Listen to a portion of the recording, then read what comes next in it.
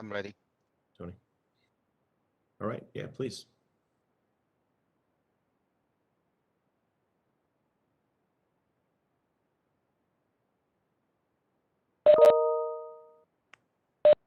Great. Thanks, Rick. Appreciate it. And good evening to everyone. This is a regular meeting of the Council of the Township of Montclair and is being broadcast live on Channel 34 and is streaming live on Montclair TV 34 YouTube channel. It is available on demand and can be will be rebroadcast. This meeting is called pursuant to the provisions of the Open Public Meetings Act. This meeting was included in the revised annual notice. The meeting schedule set forth in Resolution R21165, adopted by the Council as conference meeting of August 11, 2021, advertised in the official newspaper on the 19th. Posted in the bulletin boards outside the municipal building, and it has been remained continuously posted. In addition, a copy of the revised annual notice is and has been available to the public and is on file in the office of the clerk. And with that, Pledge of Allegiance, please. I pledge allegiance to the flag of the United States of America, to the republic for which it stands, one nation under God, indivisible, with liberty and justice for all.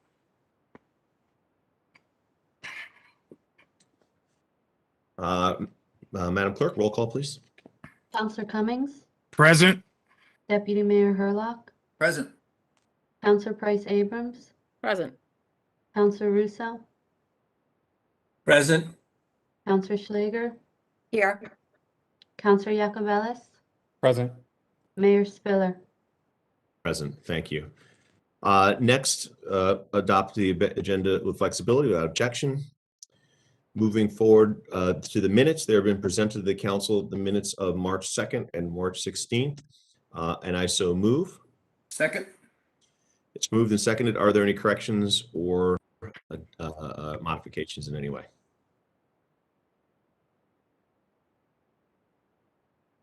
Okay. Seeing or hearing none. All in favor, please say aye. Aye. Aye. Opposed, abstentions? Okay, thank you very much. We've approved the minutes. Next, moving to proclamations. The first is a proclamation congratulating Summit Health. Councilman Yacovelis, would you please? Oh, sure. Thanks, Mayor. And a bunch of us were there this past week. I was there with Councillor Cummings, Councillor Russo, and Councillor Price Abrams. We actually read the bottom of this to them in real time at the grand opening, but I'll read it in its entirety. Township of Montclair proclamation congratulating Summit Health. Whereas Summit Health, New Jersey's premier healthcare network, is proud to be among the first businesses in Montclair's new arts and entertainment district. Summit Health has a long history of providing comprehensive multi-specialty care conveniently under one roof. And whereas located on the 6th and 7th floors of the new Wellmont Art Plaza development on Seymour Street and Bloomfield Avenue, the modern 30,000 square foot healthcare hub offers primary and specialty care for adults and children. The Montclair Hub will provide connected care access across primary care, pediatrics, dermatology, orthopedics, podiatry, OBGYN, allergy, ENT, general surgery, and more specialties.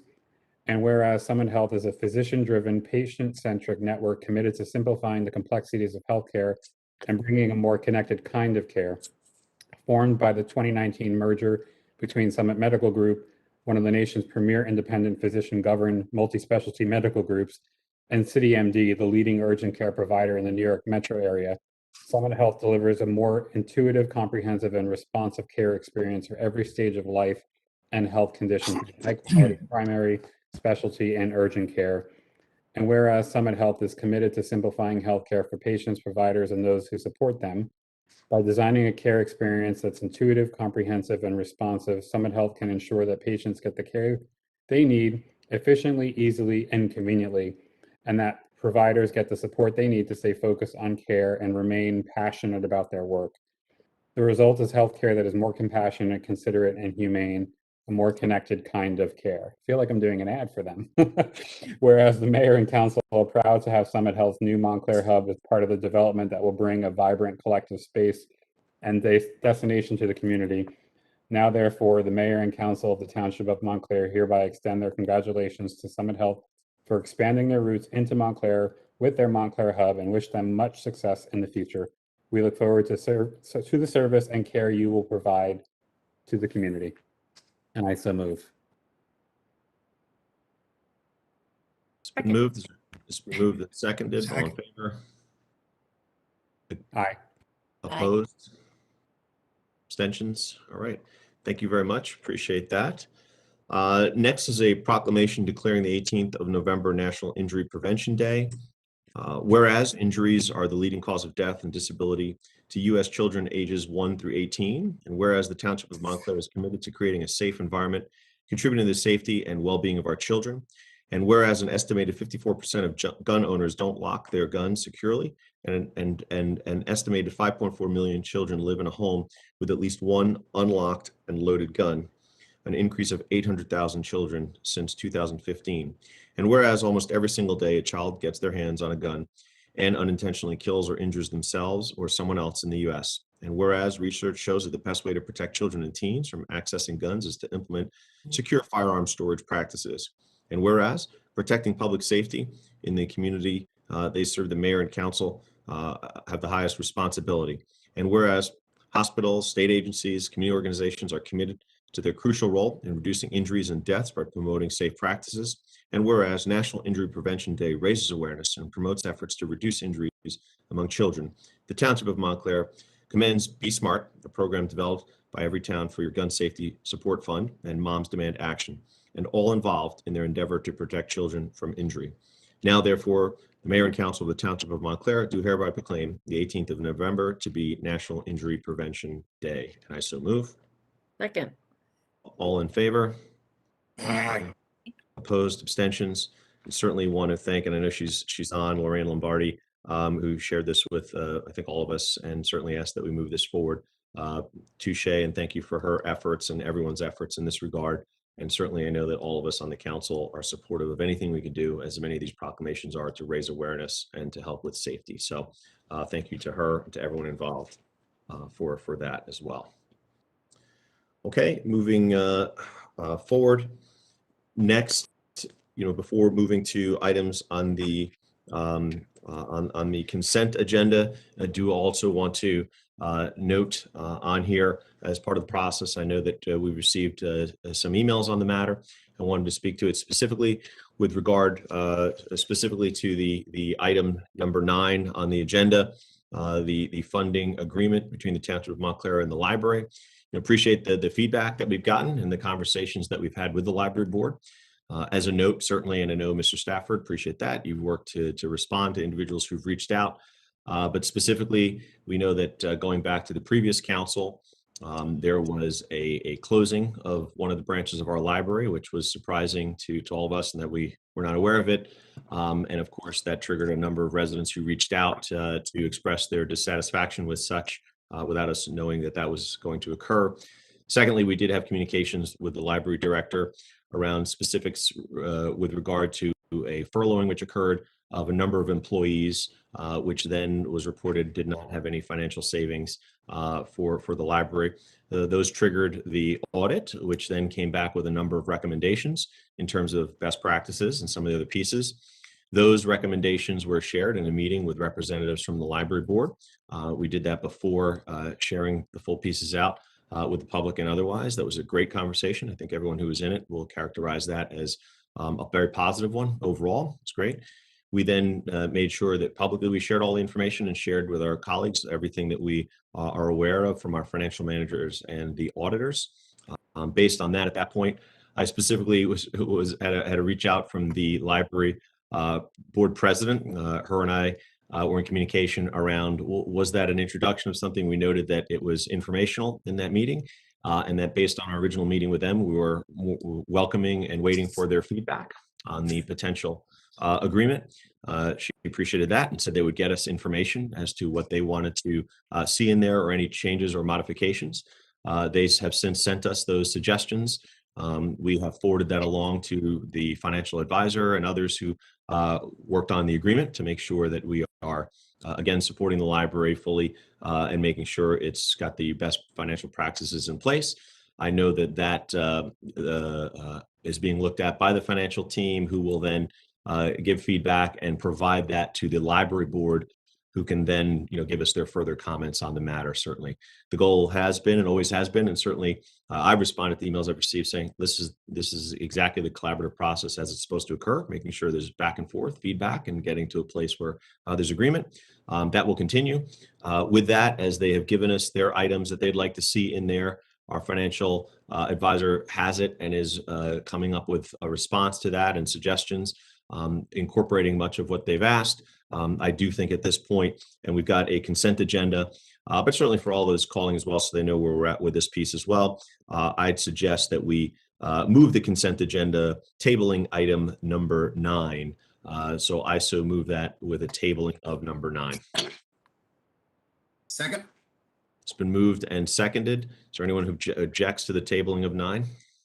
Well, go ahead. Mayor, Councilwoman Schlager? Councilwoman Price Abrams, sorry. I don't object to that, but I had another matter to table, so do you want to do them together or? Oh, yeah, if you've got another one on the No, consent not to agenda, table, you'd to like pull out. Sorry. if you'd like to pull out another item, please, what would that be?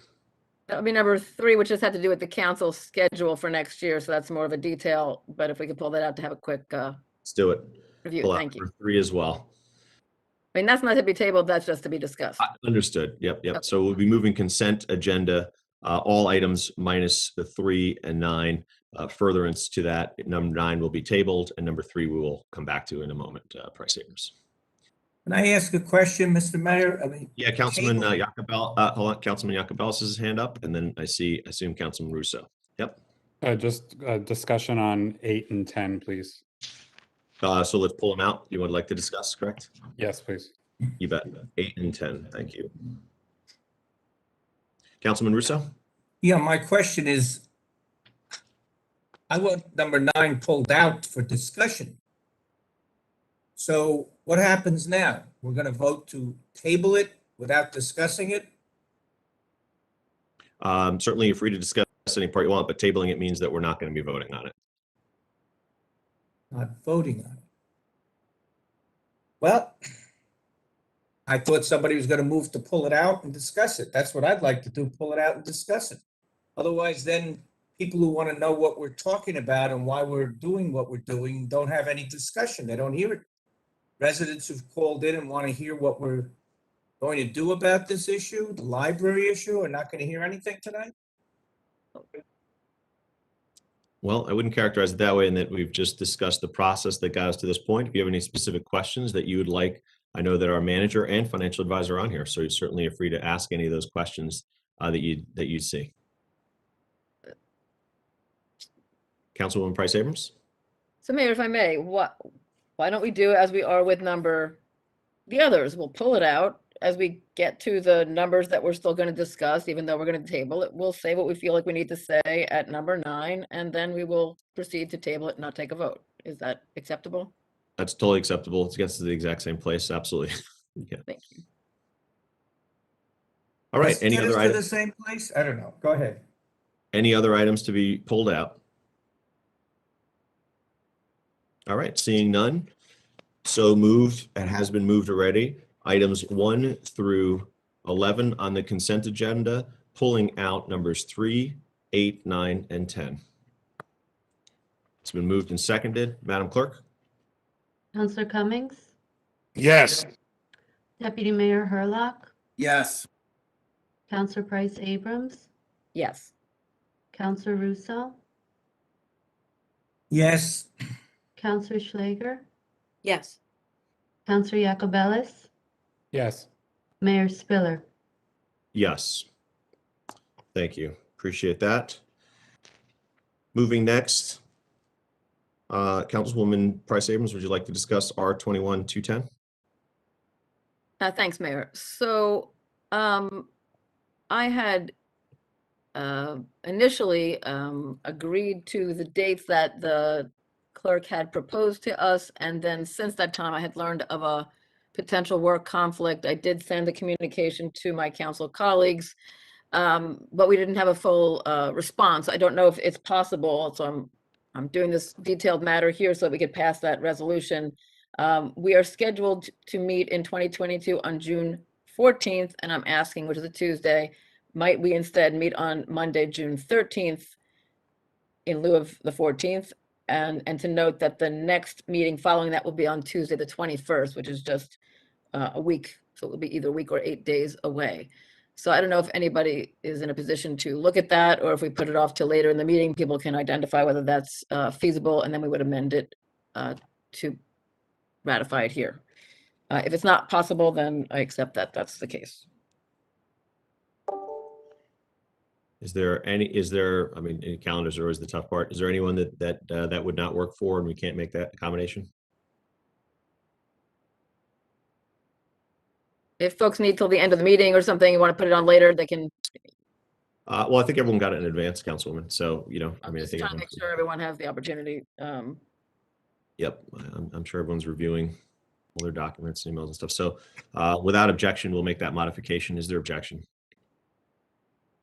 Seeing none, it's so modified. And Councilwoman, are you moving modified resolution R21-210? Yes, Mayor, I move that we modify resolution R21-210 to change the June date from this June 14th to June 13th. I so move. All right, second. All in favor? Aye. Aye. Aye. Abstentions? All right, great. Councilman Jacobellis, R21-215. Number 8, right? Okay. Yes. Mhm. So I understand this to be the PNC lot at the corner next to the municipal complex and the municipal complex. So just an explanation of what we're doing here. Are we, sort of preparing the site for consideration of what we may ultimately develop in terms of a new municipal complex? Like what is the goal of this first step? Wow. It is essentially that, but it is preliminary work. So it really has nothing to do with development. It's assessment work to locate lines of possession, elevations, locations of certain items on the parcels, to locate underground sanitary and drainage pipes, research and review historical information and documents relevant to environmental issues, all of that due diligence that would be required before any possible redevelopment consideration is made. Okay, thank you, Mrs. Stafford. Mr. Mayor, I'll move this then. It's been moved. Is there a second? A second. It's been moved and seconded. Any other questions, concerns, or comments? Seeing none, roll call, Madam Clerk. Counselor Cummings, Yes. Deputy Mayor Hurlock, Yes. Counselor Price Abrams, Yes. Counselor Russo, Yes. Counselor Schlager, Yes. Counselor Jacobellis, Yes. Mayor Spiller. Yes. Next, number 9, resolution R21-216, Councilman Russo. Well, I have questions based on an article that I just read in the Montclair Local, which says that one of our councilmen said that the township has released the money that the library is asking for, and an agreement by town officials to give municipality more control of the library was being revised. I don't know anything about that. Is there anybody can tell me about that? The manager, the finance people, whoever does these things in the town government? I don't know anything about that.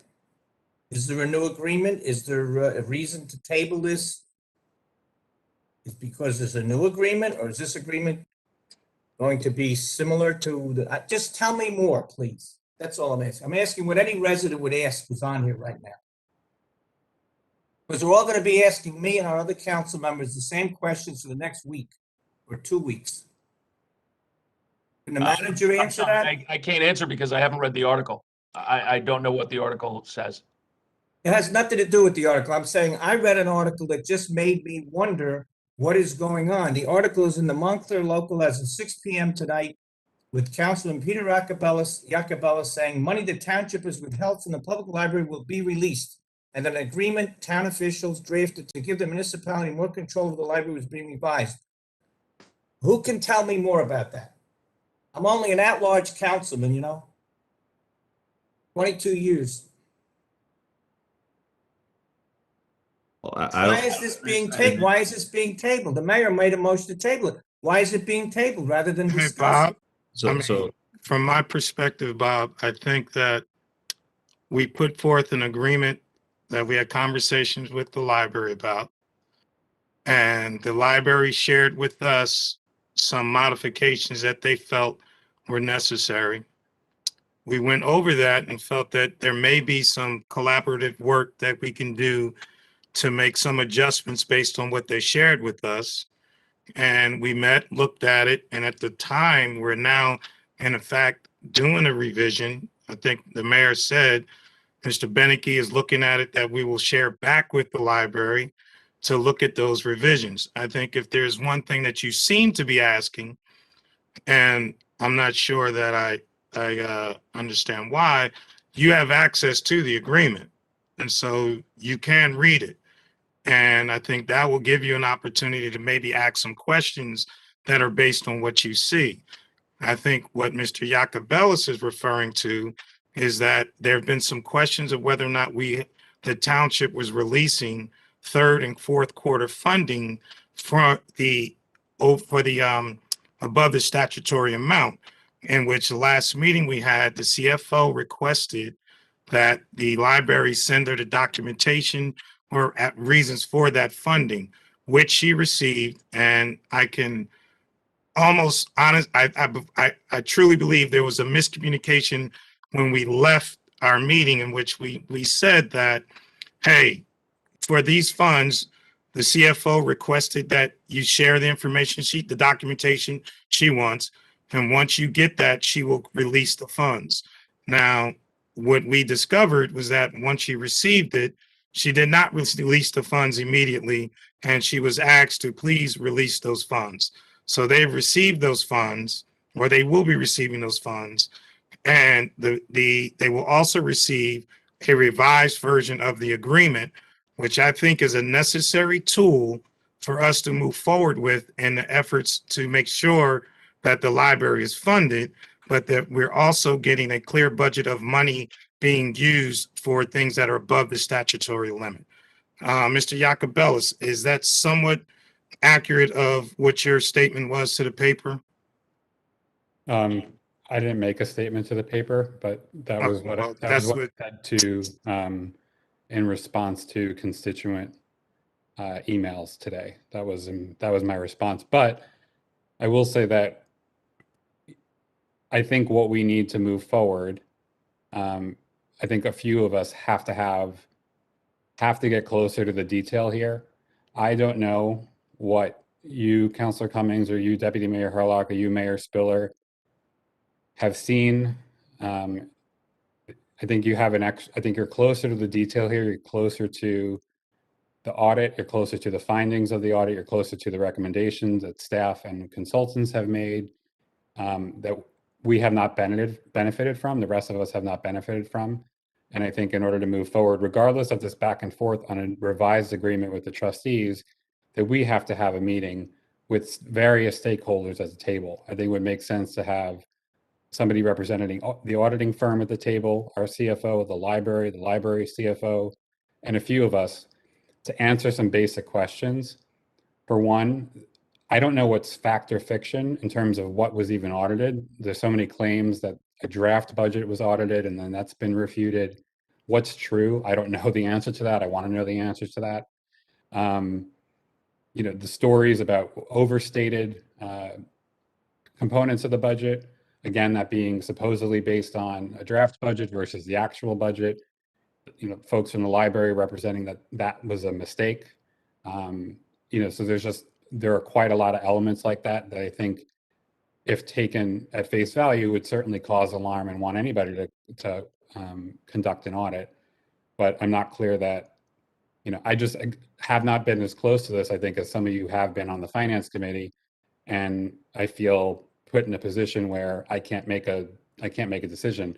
And I think it's a mistake to move forward with just having the back and forth be between the finance committee and the board of trustees on iterations of the agreement. I think a few of us, I know I need to understand what was so alarming in the first place to have to want the audit, and then what was discovered in the audit that was so alarming that holds true after what we've seen back from the library in terms of what they disputed in the findings. So, really just a bunch of people around the table having an honest conversation about what are the facts and how do we move forward? Because this agreement has felt like a really extreme overreaction to me, and an overreach. I'm not at all comfortable with the language that would take governing responsibility and power away from the Board of Trustees and move it into the hands of us, the council, or the township manager, with no offense to anyone.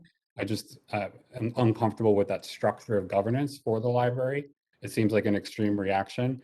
I don't like a lot of the aspects of the conditions for which they would receive funding. I think there are too many. I think they're completely cumbersome, and some of them are unnecessary, and one may be potentially not even be legal and be challenged in court. So I'm concerned about that.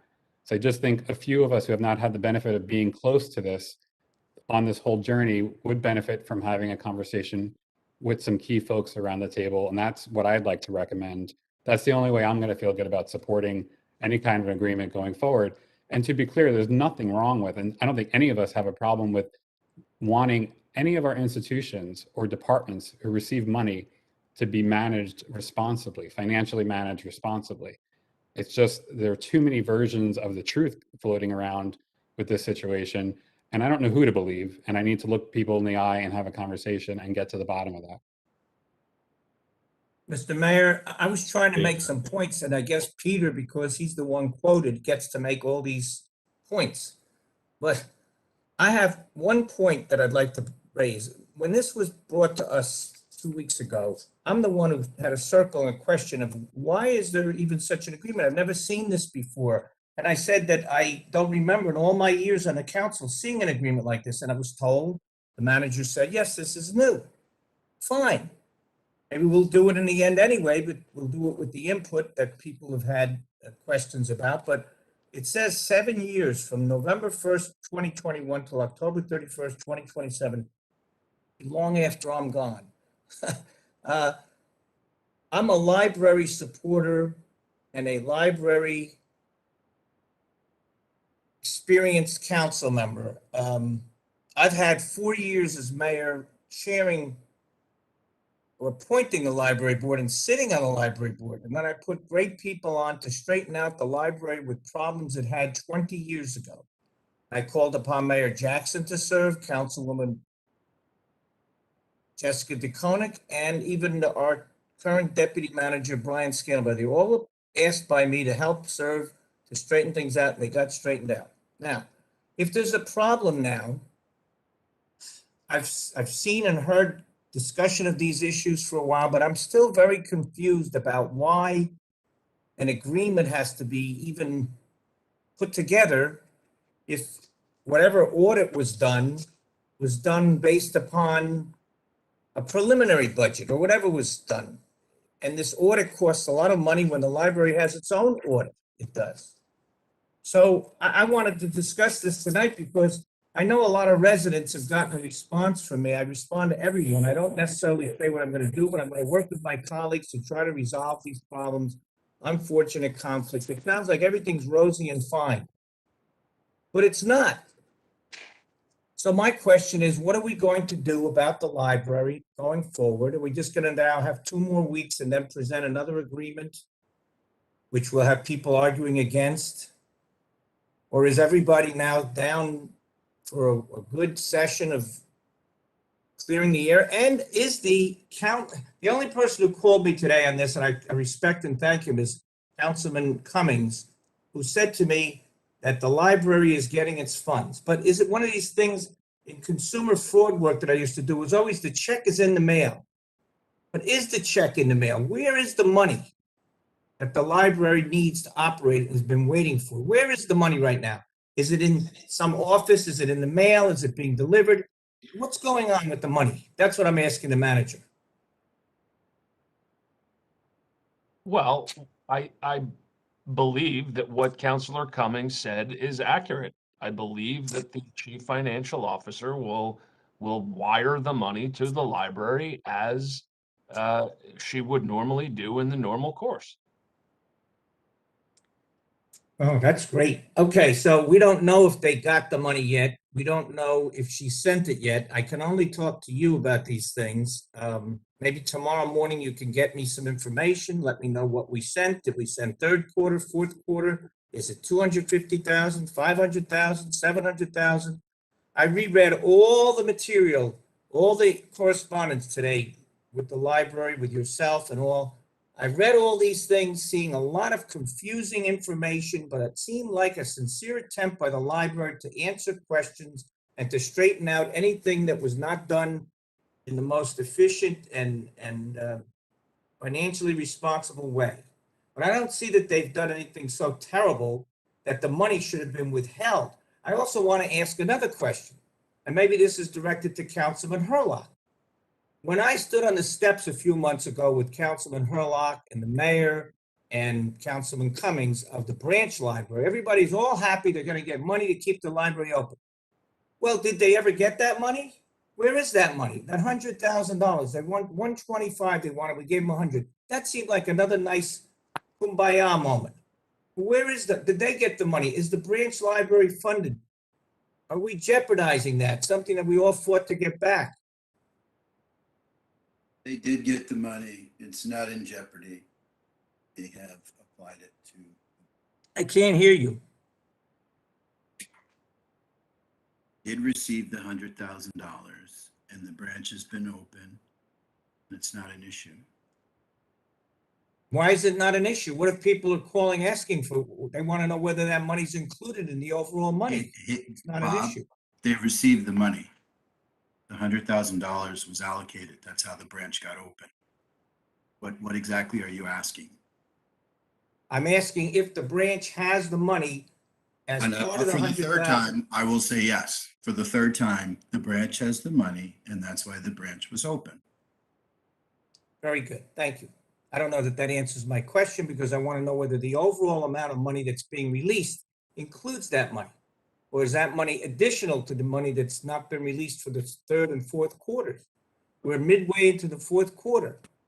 Are we? I'm sorry, I'm not on the finance committee and I don't have access to all these decisions that have been made. So, And I appreciate that, Bob, and I'm not on all the committees either. EDC makes a lot of decisions, and I'm not on that committee, but I respect the committee's jurisdiction. That's all I'm going to say to that. The $100,000 was released, received it, and that's why the branch is open. I'll let The- Mr. Yeah. Benecke or whomever on the finance side answer the rest of your questions. We've got Mr. Benecke available and he'll answer, specific questions that are posed. I've heard one thing from so far as I'm tracking it, Councilman Jacobellis had a specific question. Councilman, I would propose that you and whomever you're noting meet with Mr. Benecke and others to get an overview of any additional information you need to hear. As part of the charge, as you know, can't be more than 3 of us. It's charged to committees to meet. The committee has met with the library board, right? Their representatives, not warranting a quorum, of course, from their perspective as well, to have the exact conversations that you discussed, and quite frankly, very productive ones.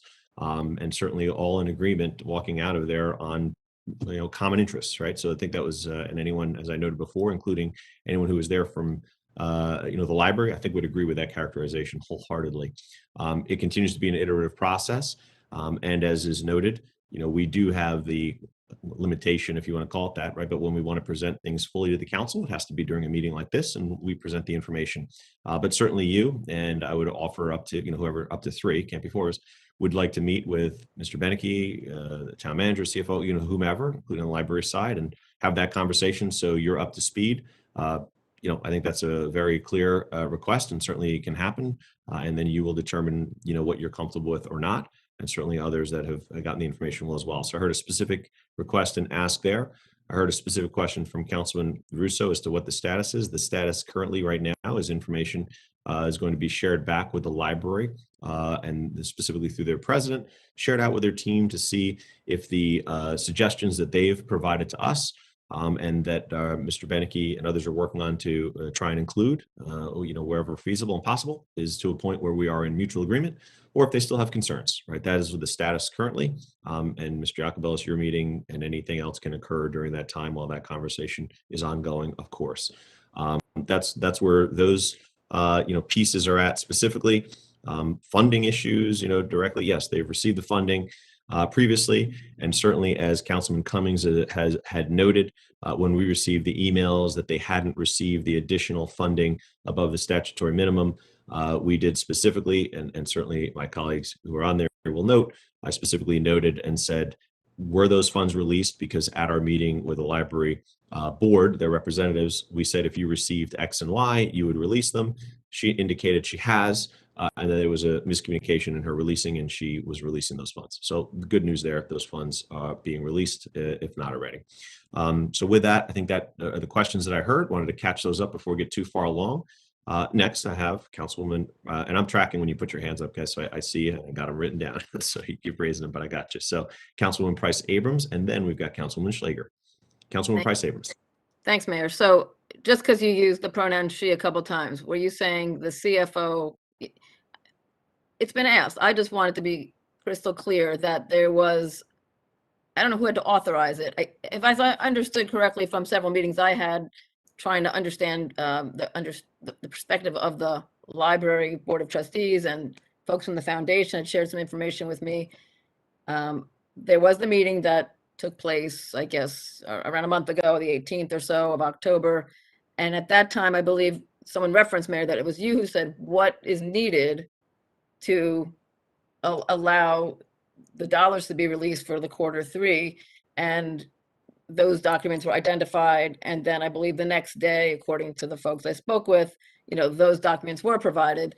And then if I understood from what Councilor Cummings and others have said, that the CFO had a miscue or something and didn't understand. So at this time, is it both Q3 and Q4 have been, put through the wires, or they're coming tomorrow or whatever? I mean, I have someone texted me to say they weren't received as of 4 o'clock today, but they're in process right now. That's both Q3 and Q4.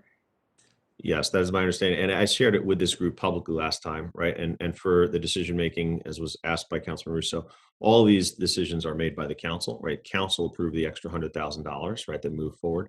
Council has approved the budget here. Specifically, as I noted in the meeting last time, or the time before, whichever it was, that specifically I had said in that meeting what is needed, right, for you to receive funds moving forward for this cycle, this budgetary cycle. It was noted, and I said that as soon as those are received, they would be paid. The CFO, misunderstood that apparently. We have since had a meeting, and specifically, everyone on here in the finance can attest to it. I asked that very same question again, said, hey, we walked out of that meeting saying blank. Have those funds been released? The answer was miscommunicated, didn't quite understand that's what that meant, and those funds would be released forthwith. So the short answer to your question is a yes, that those funds are going. Okay, thank you. So I have a few other things. So I want to, I want the council to resolve that we do not hold up future payments. The agreement that we're discussing is pending. We passed the budget last year. I start this by saying, I'm very happy for the remarks you opened with, Mayor. I support the library. I want to have a collaborative and collegial relationship with the library. It's an essentially important institution in this town. And I found some of the tone of even what the agreement read as belligerent, or just the tone of it was, I think, inappropriate as between respected entities that need to just work some details out. So I would recommend and request that going forward, that's something that you review for, and we'll all have an opportunity. But before it gets to be a public document, that we would have it respectfully be negotiated, which I believe is what you said, which is what it lacked in the first instance. We don't just dictate things. We elicit, and then we recommend, and et cetera. If there was something terrible that precipitated it, I just don't think anything that was found by the forensic audit or otherwise kind of warranted where that came from. So I do want to ask, and I could seek to resolve it here and see if 4 people want to vote for it, but that we do not hold up the money. We budgeted money over the statutory minimum for the library. They're like anyone else. They act in reliance on what they were promised to have. They have, buildings even that they have to, of course, have Bellevue open in addition to the main library. This is all dollars and bills they have to pay. We can't willy-nilly decide we're not going to pay them. We're in a negotiation. They're not going anywhere. We will resolve those open questions in as timely a manner as possible. But I do not believe it is an appropriate measure for the town to take to cut off their money as a, I don't know for what reason, as a tactic to getting their attention. I don't think it's appropriate. So I would urge that that not be done again. Period. That would be my first. I would have made a motion to release the dollars if it were necessary, and I'm very glad that it is not. That said, I know that we're going to review this. Going forward, I want us to believe that we should fund above the statutory minimum. I know that's a place we come back to and say, well, we're not obligated, and they can demonstrate to us what we want. Again, in a collaborative way, I think we should have appropriate conversations, what we expect, what we want to see by way of any kind of oversight, respectful, responsible, fine. But I don't think it's not just an aspiration. You know, I think we ought to. I look at, and I was provided the data. So the past 15 years, so since 2007, at the time, we actually were funding 60% above the requirement. And over the years, that has shrunk down. It's varied for different reasons over different economic times. But, you know, 2019, it was at 31% above. And then the year of COVID was 13. And we're just climbing a little bit above that at 16, as I understand it from the chart provided to me. So, okay, we're having them maybe do less with more. Maybe they found ways to streamline. These are things that we can encourage of them. And I know that the Public Library Foundation is charged with raising other dollars. But I think the township has a responsibility. If we're going to have a AAA bond rating, it's for the sake of being able to do things that are really essential and important to our residents, including having robust offerings in the library. I don't want to see us slipping into a space where we're barely giving over the minimum. I would just cite to you a handful of other towns and what they give. So Montclair, as I said, 2019, 31%, 2020, 13%, 2021, 16%. Fair Lawn in 2021 is at 35%. Livingston is at 36%. None of those numbers are true. Excuse me, Counselor, but those numbers are false. All right. Well, I was provided the numbers by, I think it was someone from the Montclair Public Library Foundation. So I did not personally research it. Right. So. And I don't mean to Excuse me, interrupt you. Bob. I just want to say something. Yeah. When we met with the library folks, it was a very collegial meeting in which we gave them the documentation and the agreement. Yep. And we went through it, and there was back and forth of, frankly, where they were like, oh, okay, let us respond to this. There are some things in here that they had questions about, but it was not this take it or leave it response. I want to really clear that, because we walked out of there, in fact, and said we look forward to having this conversation again to make sure that we are all on the same page. And anyone in that meeting who heard differently is flat out lying. Then I think this became a public referendum on us to say that we were trying to take over the management of the library. No one wants to take over the management of the library. All we're saying is I believe we all made it clear we want to give the library its funding. We want to give them the library their statutory funding above it. But there were some questions that the audit raised, which I think Mr. Benecke and Mr. Stafford can explain, that elevated it to a point where we felt like, hey, an agreement should be regarding for above the statutory limit. That's essentially what we're really talking about. To say, hey, what type of programming are you doing? What do you want it for? If it makes sense, fine. That's in fact what Mrs. Rao asked for last time, and which led to a miscommunication. And Lori, I think your point is made well. We're not trying to hold up anything of ransom, anything like that. That's not what we're trying to do here. And so I think to Mr. Benecke's point, I want to allow you to make your case, because it's, to flat out say the numbers aren't right. Thank you. I don't need us to revisit whether that's correct or not correct. I don't really care what Fair Lawn does. I'm trying to cite it as it was given to me as a illustration. What I do want to say is that while everything you just described and what the mayor may have described before is true, I wasn't in the room. That is what was conveyed, I guess, because of the miscommunication that the funding was held up, that created a ripple of question marks and anxiety, I'm sure, on their end. But honestly, the language of that agreement was offensive. It was offensive how it was written, and it was all this, if you fail to meet, then, you know, like the hammer falls. I mean, I would like it to be something that is, and I'm going to trust that you will do that. I have one other point that I'd like to make.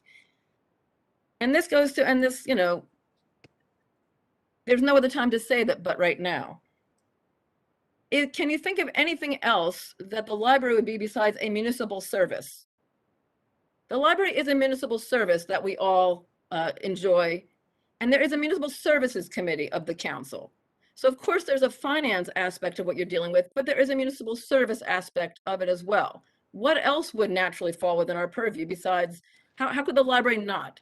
So what I want to recommend going forward to my colleagues is that as we work in this, you know, trio pattern, we have committees of 3 because of not violating Open Public Meeting Act requirements and such for having working conversations, that when there is a matter, and in this case, I could actually take it to the fuller step. The dealings with the library, to my mind, rise to the level of the interest the whole council has as we do with the budget, that we all had an opportunity, if we weren't on the finance committee, to have been brought in smaller groups and have being part of the conversation. That's how essential the library is. So that's what I would recommend for something like this. But the sort of related point that I started with is, if it's both, and there are some things that you want to say, okay, this is primarily a finance issue, the finance committee will deal with it. Well, how we relate to the library and how the library serves the town, that is the function, or is a function, of the Municipal Services Committee. And the deference that is due to each of us to have had some input into the process and have been involved from an earlier point in time would be well regarded on my part and appropriate in my mind. And I'm requesting that when there is such a matter, including as you're going to finalize this, and it doesn't even have to be 3 and 3 by committee, maybe you put 2 finance members with a municipal service member, and then you flip it so that we're meeting in 2 groups of 3. We benefit from each other's thinking and we all learn something in the process. But having it delivered to us and being told, here it is, and vote on it, do all my own homework in the meantime, as others have had to do, we would benefit from the organized way that the staff presents it to other council members. And that's what I'm asking at this time as well, on this and other matters that would rise to the level. All right, so on this matter, I think I noted it to Councilman Yacobelis. I think it's a great idea. Anyone who wants to be part of that, sounds like you do, should be part of that conversation that's had with Mr. Stafford, Mr. Benecke, and everyone else. Certainly think that's appropriate, and certainly, you know, you're welcome to be part of that conversation. I would note that as part of the process that we do, anyone has that opportunity to ask those questions or ask to be part of it. That is literally the process that we engage in this example.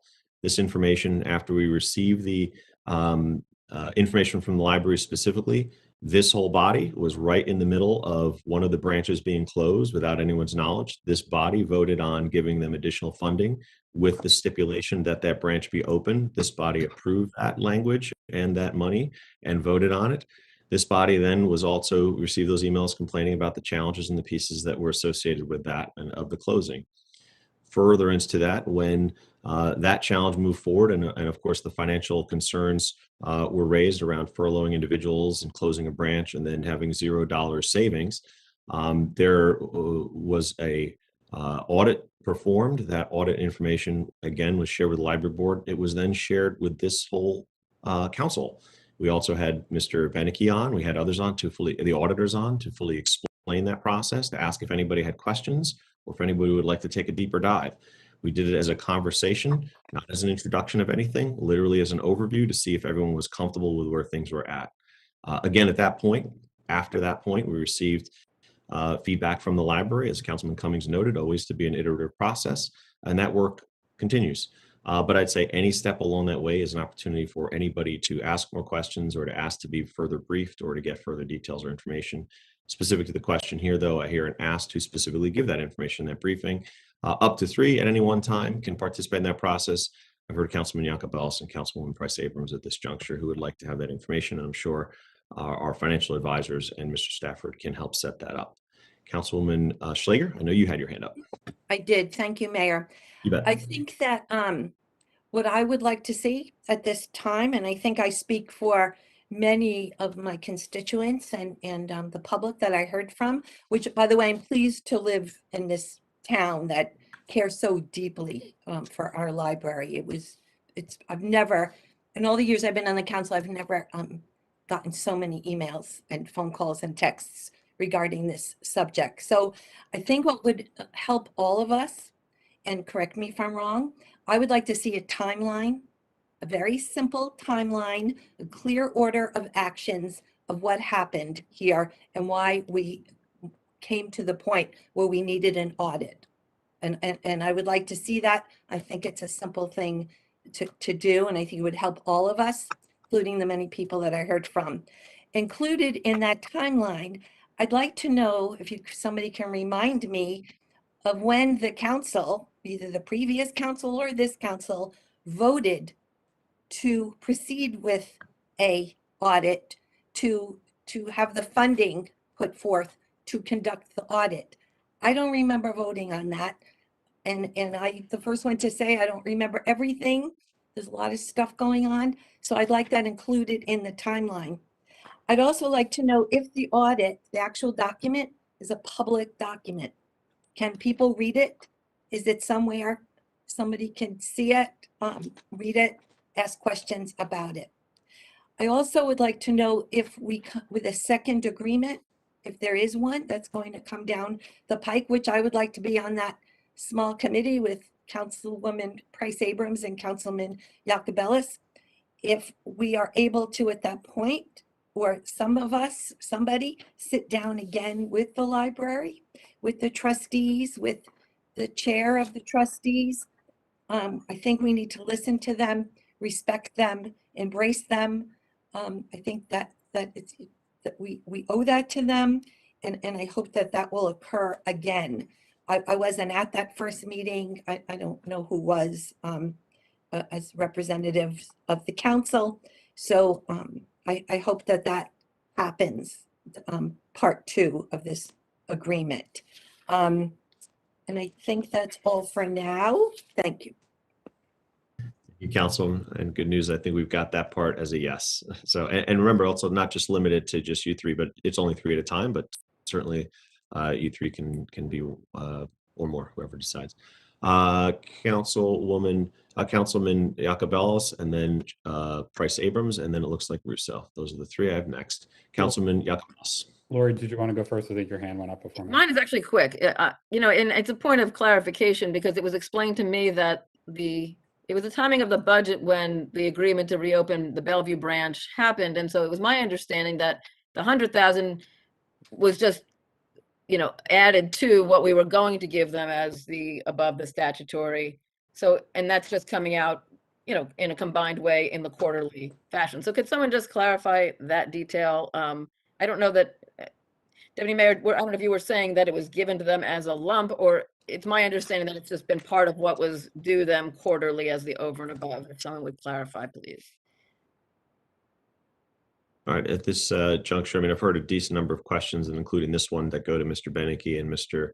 Stafford. So, Mr. Benecke, I know you were looking to offer some response to those pieces before. Would you like to, including this question, offer insights and response that you've heard so far, and then we'll continue with questions. Go ahead. Yeah, very briefly, the last meeting, I responded quickly to the Fair Lawn and some other comparisons that were, rather inaccurate. I'll just put it at that. I believe Milburn was another example. With respect to the 2021 budget, the budget was funded at $3.1 million for the Montclair Library. That's $419,848 in excess of the statutory minimum, which most, certainly not all, but most libraries are bound by the 1/3 minimum. The council adopted in June a budget amendment to increase the $319,848 to $419,848. In other words, adding $100,000 with a quid pro quo that the Bellevue branch be opened immediately. And that's indeed what happened. With respect to any operating department of the township that receives more than a statutory number, whether it be pension, Social Security, or library, the CFO has the responsibility under the fiscal affairs law to ensure that those funds are properly dispersed. And whether she determines to write a check today or tomorrow, it's within her purview. She obviously works with everyone. And I must say that everyone on this screen that I see, from Councilwoman Schlager to Manager Stafford, has only supported the library. And as the mayor noted after our last meeting, we left that meeting. I was actually on Zoom or WebEx. We left that meeting in good spirits that we were going to go forward hand in hand and just put everything behind us and have a normal, if you will, 2022 and appropriate the funds that are necessary. And we'll all just move forward. Quite frankly, don't know what happened, but we're here to answer all questions. So, thank you. The question I had was about the 100, so I think you explained it was folded into the budgeted amount that's divided quarterly. Yep. Thank you. Okay, next we had Councilman Yacobelis and then Russo. Okay, so a couple things, and this is, look, we got to this point of fever pitch tonight, not because we followed this perfectly linear, tale of how we got here. It's been messy, let's be honest about that. And frankly, we all received the current agreement in our packets on Friday to vote on tonight because it was assumed there'd be enough support to pass it. So we've not been thinking about pulling this back and revising it, or at least all of us have not. And one of the items in the agreement, and the reason I think we got to a point where it was not going to pass tonight, is because I think it's particularly egregious. And I'm going to read it. When we talk about whether or not the township is taking control or going to have outside responsibility. So it says, any changes in library programs or changes in the hours and/or structure of library operations must be immediately communicated to the township manager and the township council prior to the changes being implemented. So that's a condition of the library receiving $1 more than the statutory minimum. Further, it goes on, no library facility closures or significant reduction in hours of operation may be made without the approval of the township. So we are saying that, and again, I know this is going to get revised now because there weren't the votes to support to pass it tonight, but we were close to passing an agreement that said the library needed the permission from us or the manager or both, some of it's unclear, to change their hours, to close a branch, to open or close, to determine what programs that they would run. I mean, if that's not an overreach, I don't know what is. That's Well, it's not an overreach if the council doesn't believe it's an overreach. You're 100% right. But if the council believes that it's inappropriate to receive $1 more than the statutory minimum, and the quid pro quo is that we shall approve it, well, then that's the council's policy. So, you seven decide if you want to give them $1 more, but the quid pro quo is that if any changes to the program's result, we don't give you the $1 more. That's fair. It's not a temperature raising or a temperature lowering. It's just simply, look, we're going to give you $1 more. We love the library so much that we're going to give you more than the statutory minimum by $1, to use your word. But if we give you more than the $1, we want to know and approve any changes to that $1. That's your right. 7 of you decide that. That's all that says. It's not heavy-handed. It's not meant to be heavy-handed. And when we were in the room with the library board, that's the way we sort of went forward. If you don't like that, that's great. The 7 of you decide you don't want to do that. You just want to give them the money over the mill, the third of the mill. That's fine. But at the same time, do you want to be surprised with the closure of a library branch for 3 or 4 more months than what you had? If that's okay with you guys and gals, that's great. No problem. No, I appreciate that, but the structure of our government is the mayor appoints the board of trustees and the trustees oversees the library. That is the council and the government's check on the library. It's not to create this additional check on it. No, yes, it is. If you go beyond the 1/3 minimum, I don't mean to be argumentative at all, but if you want to ensure the fisc of the municipality is correctly managed, then you have to make sure that $1 more than your 1/3 of a mill is properly managed, or not. If you trust the library board of trustees, and the mayor does and everyone does, to manage that, great. You don't have to have any of those restrictions. Not a problem.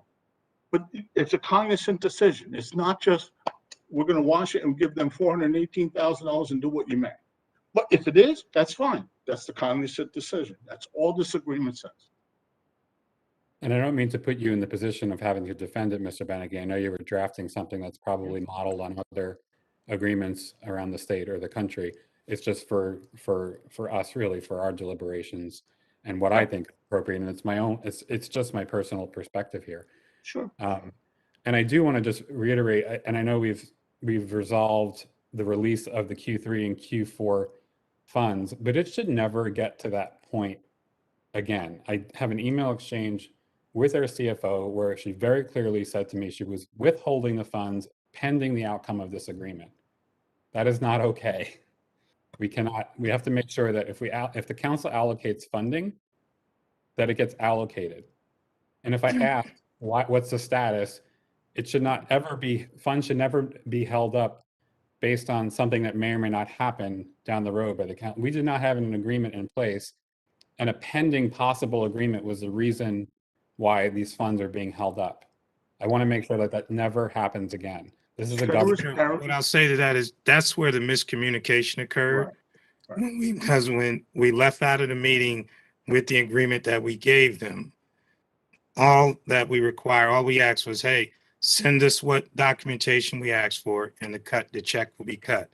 And I honestly believe that, and I know Maja to be a very cooperative and wonderful CFO. I have nothing against her, but in this particular case, that misunderstanding has been something that really has led to a lot of this.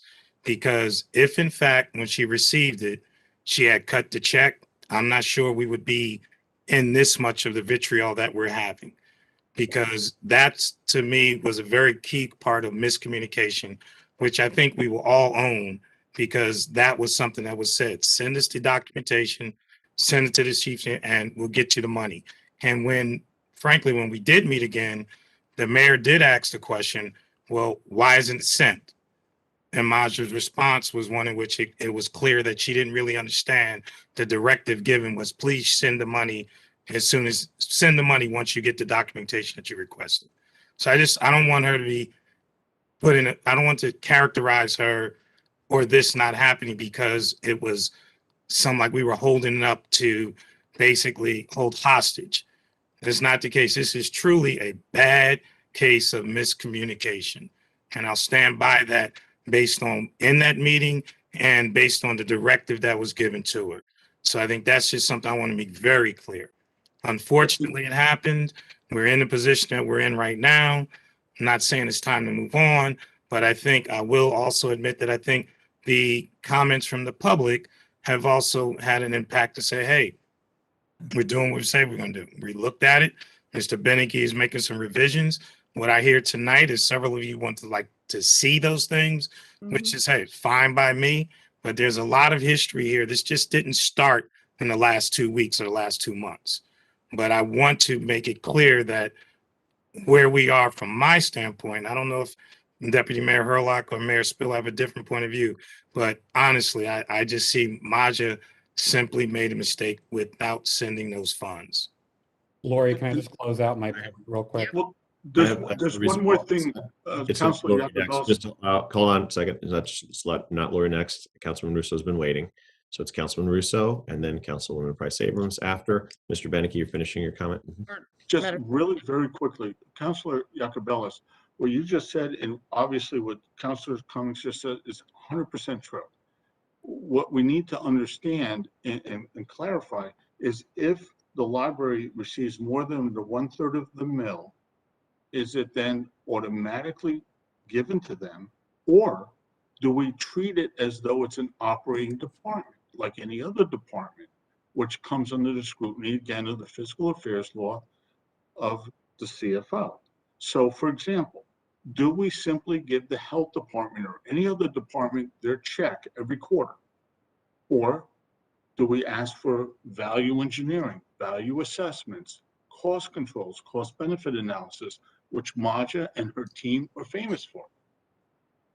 If we don't do that, we just simply add it to the 1/3 of the mill, then we'll write them the check. But if we do the others where we want to try to help the library save money because they can then allocate money over here as well. We save $10 here, we could spend $10 more there perhaps, as we do with all other departments, famously in Montclair. Well, then, we just need to know those ground rules. That's all I'm saying. Because Yeah, we Mr. can't Benecke, I think have we will a get to ground that. rule that you're saying. Mr. that Benecke, will I then will say tie us this, down. we will get to that point. That's a secondary question. I think Fair that's fair. Everyone's talked about, we're gonna, there's enough. another, group that wants to look at some of these pieces and have their thoughts on it. So that's a decision to be made specifically. And we'll note, Councilman Yacobelis, that everybody on this council did receive this document, right, before at the last council meeting. We all talked about it. We heard from Mr. Benecke and everyone else, and certainly all of us were free to offer any opinions on it up until this moment. Right, so all of those things are accurate. Moving forward to Councilman Russo, and then I have Councilman Price Abrams. Councilman Russo. Thank you, Mayor. I just want to go back to two comments made by Councilwoman Lori Price Abrams, because she was talking about a broader issue, because we're going to get into these problems again, as we did at one time over senior citizens funding and the Senior Citizen Center. It started a year and a half ago, where the Services Committee, made up of myself, Councilman Yacobelis, and Councilwoman Price Abrams, we attend the meetings of groups like the Senior Citizens Advisory Board, and they get requests, and then we find out that nothing that they want or that we thought we were going to get done with them is possible if the Finance Committee has the final say. And if the Finance Committee, because the buck stops with them, or that the money is critical to getting anything done, she made the point that we would like to have input. If the Services Committee could have some oversight and input on things like the library budget. I think Councilwoman Schlager also pointed out this, the most calls and suggestions, and I'm not going to say complaints, that I've ever seen in 22 years is about the library, more so than even with the schools that we dealt with, but we're not going to be dealing with that anymore. But I'd like to do what she said, a timeline where we see where this came up to the audit and where's the money for the audit. I never remember approving $31,000 for an audit, but maybe I don't have that authority. It's just that all of this is not necessary, and that the people of Montclair who've supported the library for years and want to send in money. I just sent in my $100 to the Library Foundation. I sent a note today. If everybody gives $100, there'll be plenty of resources. I'd like to see them raise more. They need to raise more. We can't always afford everything they want, but the library is precious to me. My last point is that, I just hope that we can all see what's going on, because if Mr. Benecke's going to go back and rewrite it, I have a lot of respect for him. He's a great person. He's helped us through financial issues, just like Maja.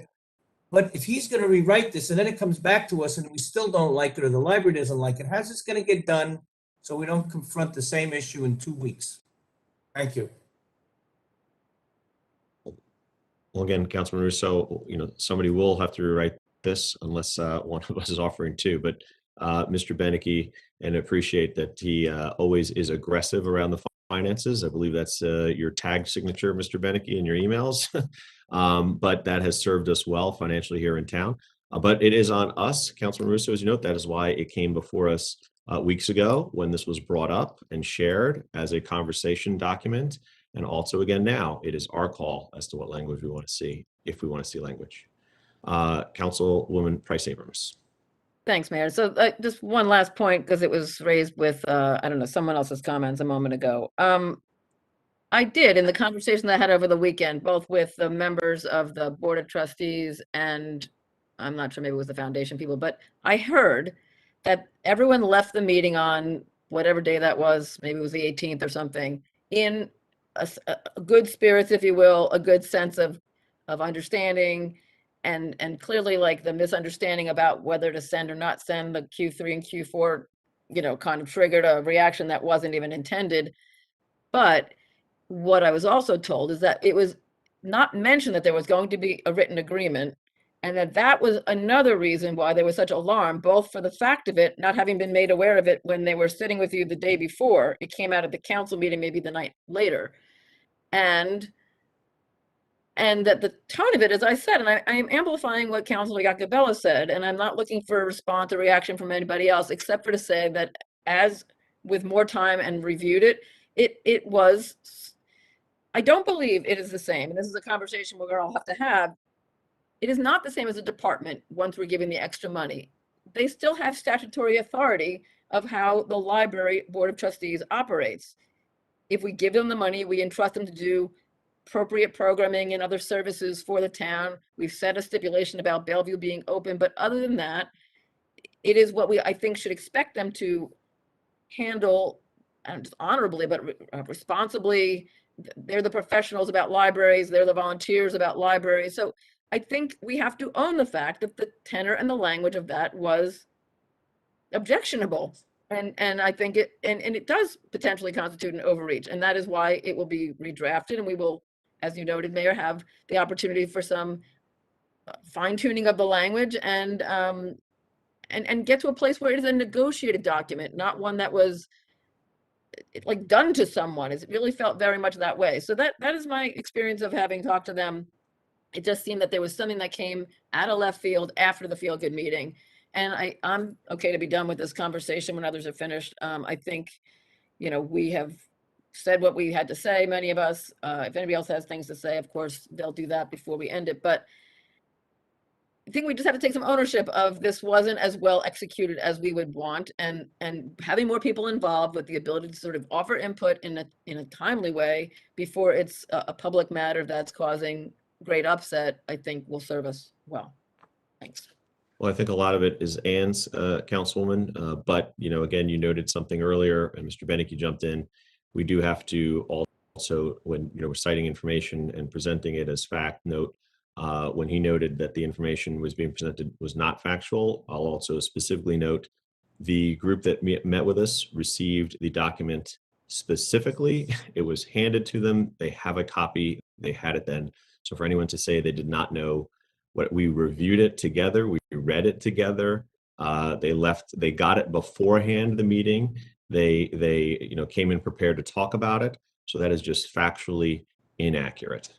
I may have miscommunicated something that I thought I heard. I mean, I don't think anybody, I will look and double check, but there was some part of it that they thought was a change the next day. So I wasn't there, and I'm not sure if I'm. But I'm just noting that if we're jumping in on that, we've heard our CFO present to us an honest mistake was made. We've had our financial advisor give the characterization, and appreciate that it's his role to draft an agreement, and he worded it in a way that he felt was appropriate. He said why, with all the statutory pieces beyond the minimum that become our call. It is our charge to debate that, discuss that. That is literally why it was presented to everyone weeks ago and us a chance to review it. But certainly, hearing data and other information, I am not inclined to just dismiss Mr. Benecke's, Ms. Rouse, or others as inaccurate and someone else as accurate without verifying. And I can certainly say that I've never seen anything from Mr. Benecke that's been inaccurate, and certainly trust that Ms. Rouse's mistake in this one was an honest one. But we can again continue to debate who was accurate in that information. Any other questions or comments on this? I don't see any other hands raised. So with that, we previously had a motion to table, which was seconded. I reiterate the motion to table. And is there a second to table? Second. It's been moved and seconded. All in favor? Aye. Aye. Oppose? Abstentions? Okay, thank you very much. Item number 10, Councilman Jacobellis. I'm just looking for it in my pile. One moment, sorry. Okay. It's missing from the order. Sorry, just. The Community Intervention Alliance grant. Oh, I was just gonna, this was just a question. I didn't mean to necessarily pull this out. I just don't remember from last year when we did this, just a couple examples of what the grants typically fund. Certainly. The grant is intended to fund various groups and programs, including it's anticipated with respect to this funding, Sister to Sister, the Montclair Police Department, PAL, COPE, and Side Door. Thank you, Mayor, and I'll move this as well. It's moved and I second. Any other comments, questions on it? Yeah, I just want to make it clear again, Mayor, to Councilman Jacobellis. I used to be a liaison to this committee. We have to have a committee, an advisory committee, as part of the acceptance of the grant. So I want us to revisit that at some point. There's some good people we can get on this.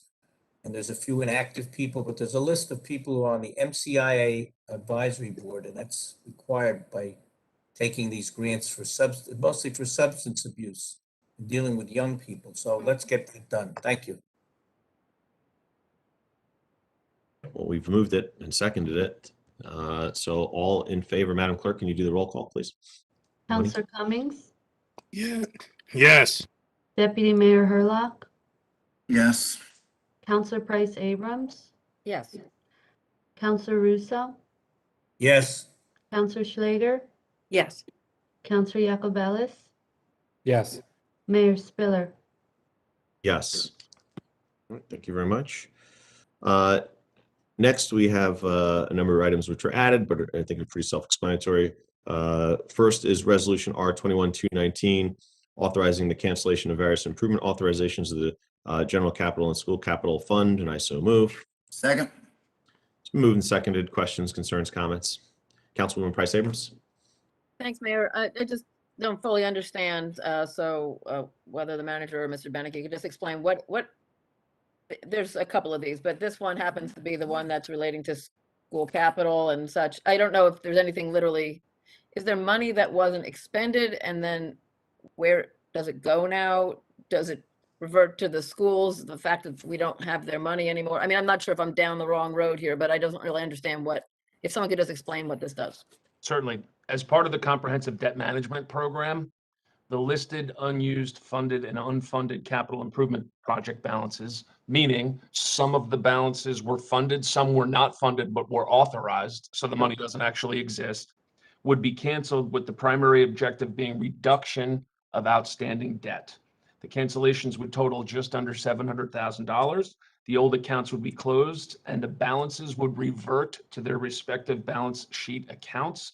All funds remaining would be allocated to offset the debt service associated with these projects as provided and allowed by law and determined by the Chief Financial Officer. So they have bonds associated, so what you're saying is these Not all, no ma'am. Some were funded, some are not funded. Those not funded just dissipate. Those funded would be closed and used to offset the debt service associated with those accounts and projects. So for the schools issue, just because we reverted to a type 2 district, and we still own the debt from the past, and so therefore that we're still managing, in the future we would not have the school related stuff. Is that Correct. But we're Okay. going to have what's outstanding on our books, and this would, because they're closing, be used to offset that debt. very good? Thank you. All right, seeing no other hands or questions on that. Madam Clerk? Counselor Cummings, Yes. Deputy Mayor Hurlock, Yes. Counselor Price Abrams, Yes. Counselor Russo, yes, Counselor Schlager, Yes. Counselor Yacobelis, Yes. Mayor Spiller. Yes.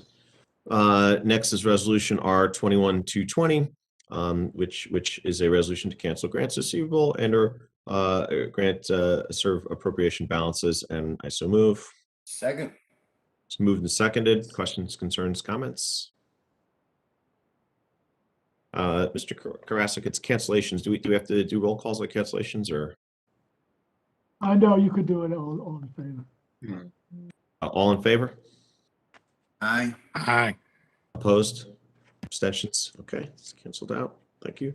Next is Resolution R21-221, which is awarding a contract for the purchase of one 2023 Volvo Truck Chassis with a 29 cubic yard high compact rear loading packer, and I so move. Second. It's moved and seconded. I'll add first to comments and questions, concerns that we're really proud here of our ability to keep moving forward with the purchase like this. I know, and some of my colleagues remember us first coming in, there was much talk of outsourcing and privatizing our sanitation work, and we have worked tirelessly and financially to make sure that we've revamped the fleet, gotten that to a place that's worthy to carry out the work. And I certainly think that during Hurricane Ida and these other experiences we've had, and we constantly commend our crews for the work that they've done, rightfully so. impossible if we didn't have that in-house, and we would have been in just a very bad situation if we didn't have those services there to help literally bail out our schools with they needed removal of waste and no one else could take it other than our teams. And certainly also the cost and the ability to get rid of the debris from Ida and otherwise. So, well done. And that's one seeing come to continued fruition over years is great satisfaction. So, kudos to the team there for managing that and getting the funds for all that work and to keep that in-house. Any other questions, concerns, comments on it? Seeing none, Madam Clerk? Counselor Cummings, Yes. Deputy Mayor Hurlock, Yes. Counselor Price Abrams, Yes. Counselor Russo, Yes, Counselor Schlager, Yes. Counselor Yacobelis, Yes. Mayor Spiller. Yes. Next is R21-222, which is a resolution awarding the professional services contract to Benecke Economics for the Town Council Financial Consultant. I so move. Second. Questions, concerns, comments? Councilman Yacobelis. I'll just make a comment as he's sitting here. Mr. Benecke, appreciate all the work you do and getting us, helping us get this AAA bond rating and setting us up to be in a position for success for the future that doesn't go unnoticed. So I just want to, I know we give you a hard time sometimes and make the job difficult, but do appreciate.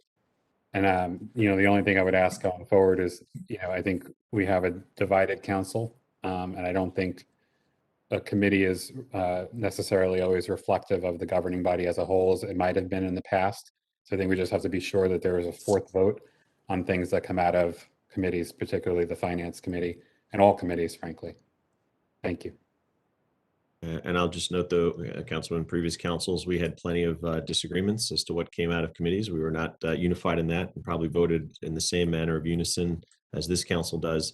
But the purpose and the point of a committee reporting out is it will be either deemed that there is 4 votes or there isn't. And that is the charge that we are all given. So we do have that obligation to hear from the committee and to concur or not. But certainly, Mr. Benecke, appreciate your efforts as part of that process. Mr. Deputy Mayor? Thank you, Mr. Mayor. I would be remiss if I didn't tell Mr. Benecke it's an honor and a privilege to have served with him over the last 10 years and the help that he has provided to us and the guidance. And I'm looking forward to continuing that relationship going forward. Thank you, Mr. Benecke. You bet. Any other questions, concerns, comments? Well, Mr. Benecke, I will also just quickly add, a big thank you. As I noted before, I do always smile when I see your tagline, your aggressive nature, but I think it has served us well. Even as some of this conversation tonight goes, it's on us to decide where we want to round those edges.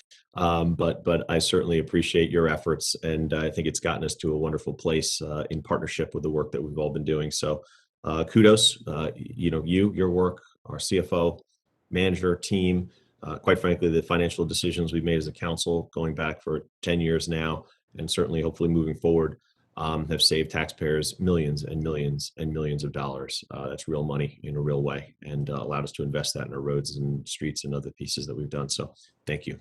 My simple answer. Council, Madam Clerk, please. Counselor Cummings, Yes. Deputy Mayor Hurlock, Yes.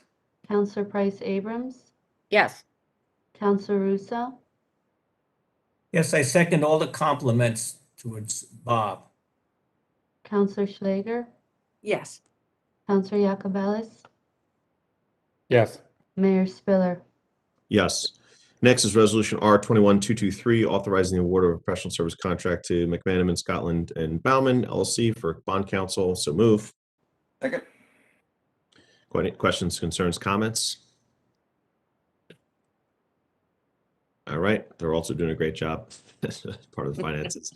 But they're not on, so they don't get the, big pieces. Madam Clerk.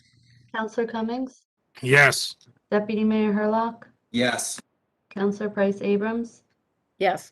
Counselor Russo, Yes, Counselor Schlager, Yes. Counselor Yacobelis, Yes. Mayor Spiller. Yes. Resolution R 21-224, resolution authorizing the award of professional service contract to PKF O'Connor Davies LLP for Municipal Audit Services, period ending December 31 to 2022. I so move. Second. Moved and seconded. Questions, concerns, comments? Madam Clerk? Counselor Cummings, Yes. Deputy Mayor Hurlock, Yes. Counselor Price Abrams, Yes. Counselor Russo, Yes. Counselor Schlager, Yes. Counselor Yacovelis, Yes. Mayor Spiller. Yes.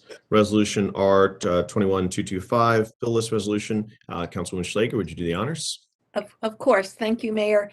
Whereas invoices against the Township of Montclair in favor of the following persons for the amount set opposite their respective names have been received, duly audited, and found correct. Now, therefore, be it resolved by the Council of the Township of Montclair in the County of Essex that said invoices be, and they are hereby ordered paid, and that checks be drawn by the Finance Department to the order of such persons for the amounts respectively, and hereinafter stated on the schedule attached hereto and made a part hereof. This bill list is dated November 15th, 2021, the amount of $8,669,446.29, and I so move. Second. Questions, concerns, comments? I have a couple of questions. Councilwoman Schlager. Thank you. One is on page, they're so small, 8, maybe?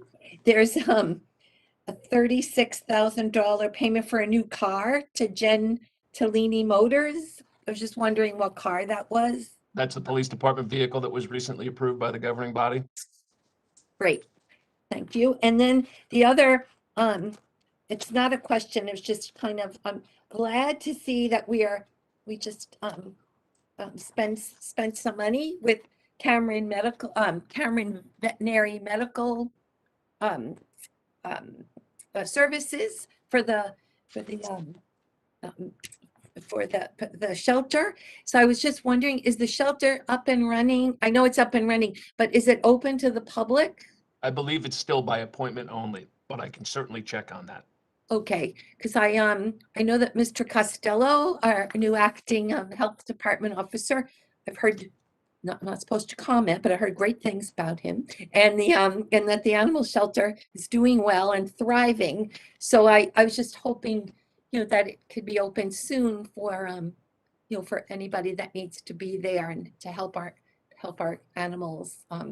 That's near and dear to my heart. So maybe at some time when in the new year we could get a little update on how things are going. Would be great. Okay. Thank you. Thank you, Councilwoman. Any other questions, concerns, comments? Okay, seeing Councilman, yeah, who else? Actually, just have one tonight. Mr. Stafford, page 14, PO 2102386 for Stephen Tilley, architect. Just wanted to understand more about what this was. That is the preparation of residential design guidelines and outreach that was approved by the governing body by resolution 21-167 recently. Thank you. Any others? Seeing none, Madam Clerk? Counselor Cummings, Yes. Deputy Mayor Hurlock, Yes. Counselor Price Abrams, Yes. Counselor Russo, Yes. Counselor Schlager, Yes. Counselor Yacovelis, Yes. Mayor Spiller. Yes. All right. Thank you very much, all my colleagues there, and for the robust conversation discussion. Appreciate it. Next, we're going to move to public comment in an effort to minimize exposure to COVID-19 and to maintain social distancing practices. This meeting of the Town Council and further meetings until the pandemic is over will only be available to the public remotely. Those who wish to participate now during public comment should dial into 408-418-9388. When asked to enter an access code, please enter 2346388-8243. Then press pound. When asked to enter an attendee number, please simply press pound. When asked to state your name, please do so, then press pound. The administrator will say when it's the caller's turn to speak. The caller will then hear 2 beeps. At that time, the caller will have an opportunity to make his or her comments. And with that, Mr. Stafford, Mr. Fan, I'll turn it over to you to manage. Thank you very much, sirs. Thank you, Mayor. The first caller is the caller with the number starting 973619. 973619, please, for the record, state your name, keep your comments to 3 minutes, and mute your listening device. Hello, good evening. This is Ahava, Tenants Organization of Montclair. Are you able to hear me? Yes, ma'am. Great. Tonight, I'd like to give you to the mayor and council, yes. And tonight I'd like to speak to the public, specifically about calling in, writing in, and being all in for rent control in Montclair. Yes, it's true we're awaiting a decision from the 3 appellate court judges from September 21st. Yes, it's true that we have a rent freeze ordinance in place through December of 2021. And many tenants have expressed concerns about the continuation of it through March of 2022. We hear you, and we are hopeful that you are using your voices outside of these meetings as well and continuously engaging your neighbors about this journey to join us. Some of you have just begun applying for the Department of Community Affairs Rental Assistance Program that was finally fully approved by New Jersey's Governor Murphy this fall. We understand that you have been under some extreme stresses and had delays in finalizing those applications. Please remember to self-certify. Some of you have contacted TUM directly to let us know that you and your landlords have received the funds. Thank you so much for staying the course and staying in touch.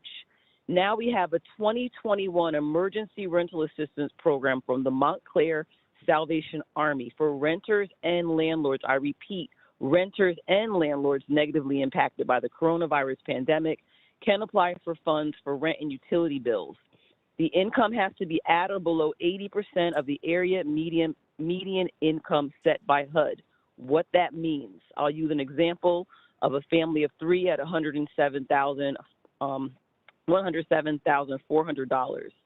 80% of that is $96,662.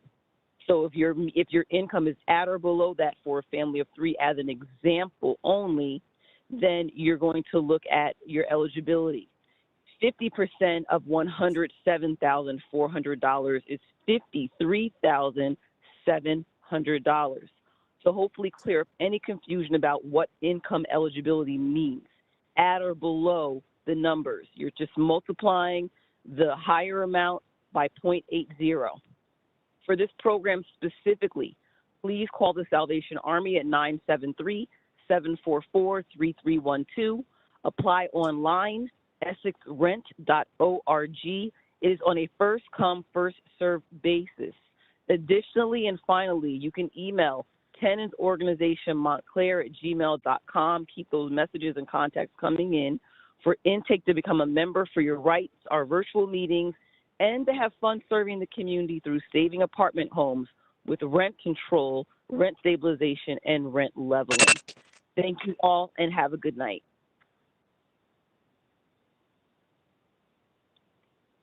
Thank you.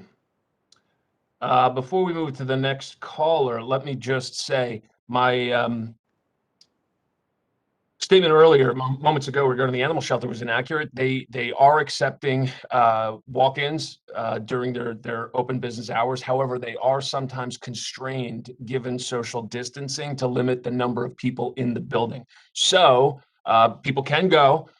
They can go during the normal hours. However, they may have to wait given the continuing situations of the pandemic. So I apologize for the inadvertent error there. No apologies, and thank you very much. It makes total sense. Yes, ma'am. Yes, thank you. You bet. Okay. Next would be the caller with the number starting 973-632. It is your turn to comment. 973-632. Please, for the record, state your name, keep your comments to 3 minutes, and mute your listening device.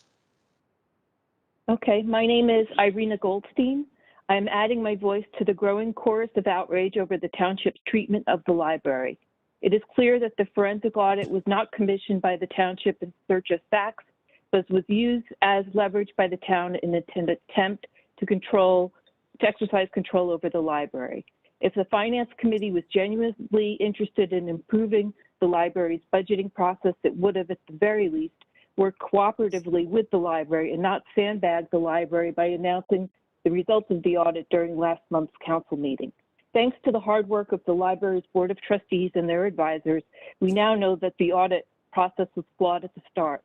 Much has been made of the financial cost of the audit, but not enough is said about the emotional toll to the library staff caused by the audit and the misinformation spread during last month's council meeting. It must have been disheartening for the staff to learn of the Finance Committee's contention that the library was distorting numbers, only to learn that there was no factual basis for such representation. Our award-winning library is a well-run institution, and it is deserving of the township's respect and funding. Thank you. Thank you. Next would be caller with the number starting 917-545. 917-545. It is your turn to comment. Please, for the record, state your name. Keep your comments to 3 minutes and mute your listening device. Hello, this is John Van Wagner. I'm calling to address Mayor Spiller's recent op-ed in the Montclair Local, which was entitled "Keeping New Jersey Blue Starts in Montclair." So I want to start off, I want to thank Mayor Spiller for finally putting an end to the charade that this governing body is anything but blatantly partisan. He lays out an overt goal of moving the town, the state, and the nation towards a policy agenda based on the hardcore progressive activism which has overtaken the Democrat Party and which the New Jersey electorate came within a hair's breadth of rejecting during this past electoral season. So while Mayor Spiller and his mentor, Governor Murphy, will have a tough fight on their hands to advance their partisan goals, now for those who struggle against progressivism, its corollary collectivism, and the despotism that always comes in its wake, the battle lines have been clearly defined by our mayor. And that's a good thing for public discourse going forward. The other point I want to make, I find it offensive that he sees any opposition at all to his professed socialist goals as taking our state backward. 2 weeks ago, Montclair took a major leap forward towards hope and a brighter future with its vote to implement an elected Board of Ed, a first step towards diluting and eventually eliminating the hegemony of the NJEA over the lives of Montclair parents and students. If this is taking our state backward, I would like to hear more candor from the mayor about the policies that he holds dear and how they will actually help the citizenry he purports to represent. Thank you. Thank you. As I said in the last meeting, very proud of where we stand here in Montclair as a welcoming community, welcoming Afghan refugees, all the things I talked about in my op-ed. Very proud of what that means, if that's called progressivism. Sign me up. Certainly think that as a community, we've been supportive of many of these values, and continue to, I hope, support those moving forward. Very proud of all of those positions. So appreciate the attempt to conflate with something completely unrelated around a vote on school voting, which I said from the start, fully supportive of whichever direction residents want to go. But thank you for the call. Next would be caller with the number starting 917-392. It is your turn to comment. 917-392. Please, for the record, state your name. Keep your comments to 3 minutes and mute your listening device. Hi, my name is Eileen Birmingham, and I'm a resident of Montclair. I've been closely following this library issue since I sort of stumbled on it at the town council meeting a few weeks ago.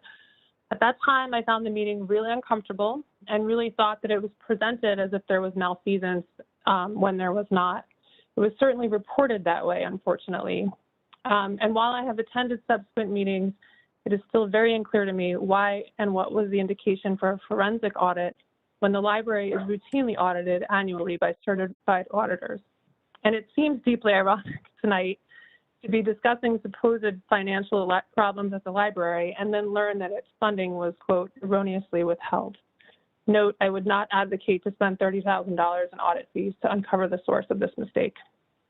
And just a few additional things. I mean no disrespect to Mr. Benecke, but I don't understand why he keeps insisting that other towns do not fund their libraries over the mandatory minimum. I am looking at Livingston's 2021 budget right now, and it funds $1 million over its 2.8 mandatory minimum. That is 30%. And it seems a bit disingenuous, with all disrespect, to keep saying that Milburn does not fund above the mandatory minimum when it is such a wealthy town that the mandatory minimum is $3.3 million for a town of 20,000 people. So it might be helpful to hear more about his perspective on this. I think it was mentioned that our CFO is famous for her, quote, cost-benefit analyses. With all due respect, she is not famous for these analyses here in Montclair. If she is routinely performing these analyses, can Montclair taxpayers see them? This might be helpful to confuse taxpayers such as myself. If we are discussing best practice, it is really not best practice to have the same individual perform a municipal audit in perpetuity, and then to pay that same individual to audit the library seems a bit strange. Again, not accusing anyone of anything, it is just best practice to have independent audits and occasionally changing the auditor. In conclusion, I would urge you to strongly continue Montclair's tradition of supporting the library, keeping it independent, funding it without condition. Thank you very much. And I also just want to say one more thing to my the people at the library who work there so hard. Just want to let them know how greatly we appreciated all the service that they gave us during the pandemic, despite budget cuts, and how hard we know they're working. Just want to say a big shout out to all of them. Thank you very much.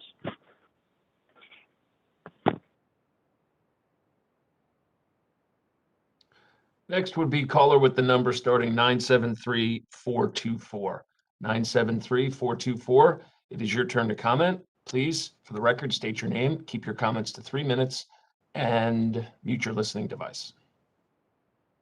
Good evening. Can you hear me? Yes, ma'am. Great. Good evening, Mayor Spiller, Council, everyone. My name is Deirdre Malloy, and until reappointments or changes, I am co-chair of the Montclair Housing Commission, chair of the Landlord Tenant Housing Advisory Committee. I also chair the Montclair Chapter NAACP Economic Development Committee, and I'm a Housing Committee member there as well, all of which have common themes: advocacy for housing, economic and social justice for everyone.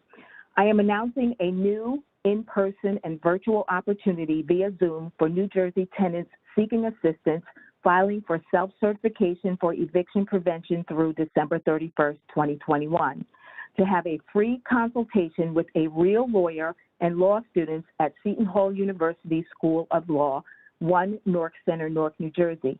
This Thursday, November 18th, 3 to 6 p.m., call 973-642-8700 or email csj_reception@shu.edu to register and for more information. This event is in cooperation with the New Jersey State Bar Association, Gibbons PC, and Volunteer Lawyers for Justice. If you are a tenant who owes back rent affected by COVID-19, apply for rental assistance and file the New Jersey Eviction and Homeless Prevention Certification. Be prepared to explain why you can't pay rent. Apply and file online at covid19.nj.gov. Read and follow instructions or call DCA at 609-490-4550 for assistance. This helps renters who qualify, help landlords get back rent paid. Otherwise, landlords can recover money due in civil court. Regardless of your source of income, you should never be denied or excluded from receiving tenants' rights and emergency assistance information. If you have been discriminated against in any way, notify staff during certifications to help support you with next steps. I agree that rent control is necessary and important, but it cannot prevent evictions. It is good TOOM shared some local facts. There are other agencies that I will share information about that have this funding to help people with back rent. Please share all information as appropriate. Thank you. Happy holidays and good night. Thank you. Next would be caller with the number starting 973-600. It is your turn to comment. 973-600. Please, for the record, state your name, keep your comments to 3 minutes, and mute your listening device. Hi, thank you. I'm Deborah Corbett, a 35-year resident of the town, and this is only my third council meeting.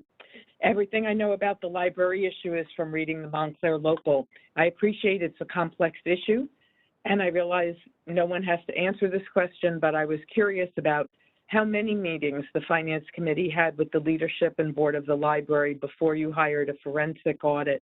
It seemed that the library folks felt sort of taken unawares by your action. I'd also like to add my voice to the number of people who found the language so harsh and aggressive. And I really thought, wow, there must have been this incredible scandal going on.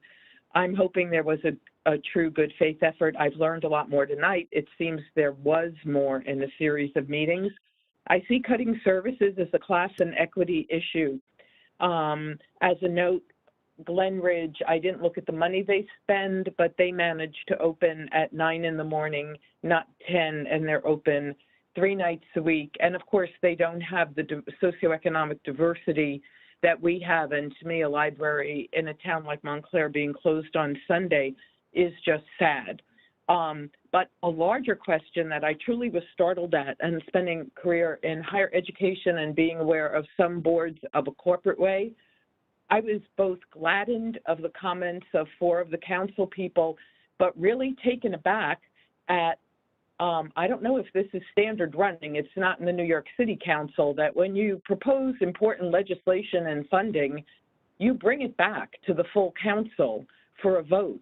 And I was really startled that people were saying, I haven't seen this, I don't agree with it, we didn't get to vote on was there an audit or not. So that just seems, you're a group of 7 people. I would just say that was almost my biggest takeaway from it. And it just doesn't seem like a good way to deal with important issues, to have 3 people deciding something, writing a document, approving a document. And I would respectfully disagree when the word was saying we could cut so much vitriol. I would like to compliment everyone I've heard speak. I didn't hear anybody speaking with, certainly not any of the council people, who were disagreeing as anything but respectful and non-vitriolic. Thank you very much for letting me speak. Thank you. Next will be caller with the number starting 973747, 973747. It is your turn to comment. Please, for the record, state your name, mute your listening device, and keep your comments to 3 minutes. Yes, hello, my name is Rennie, and I assume you can hear me? Yes, sir. Okay. I just had some general comments on a Board of Education meeting that I went to last Wednesday, November the 10th. I've never been to a Board of Education meeting in Montclair before, and it was quite interesting. The first thing that I noticed was the acoustics in that room are absolutely horrible. You can't really hear members of the board and what they're saying, or anybody else who speaks to the board or with the board. That's something that really should be corrected. You need a new sound system in there. There are microphones, but the microphones are basically for the video recording that's being made. It seems to me that more and more parents and citizens of the town and other people are going to be attending Board of Education meetings because of all the controversy that has come about from the election in Virginia and other comments by the AFT president, Ms. Weingarten, about various subjects. The problem with this meeting was that it went on too long, and it seems to me that the members of the board, maybe specifically the president of the board, makes up new rules every time there's a meeting. In this particular meeting, it was 3 hours before a number of citizens were able to speak. And that really was very unfair because they could have spoken a lot earlier. 3 hours is a long time to wait. It was around 10:30 when these people were allowed to speak. I believe that's very, very unfair. I don't know how to describe. It seems to me that the Board of Education here, as well as other boards in the country, are not used to parents and other people questioning or wanting to be involved in what goes on in deciding what curriculum is and other matters.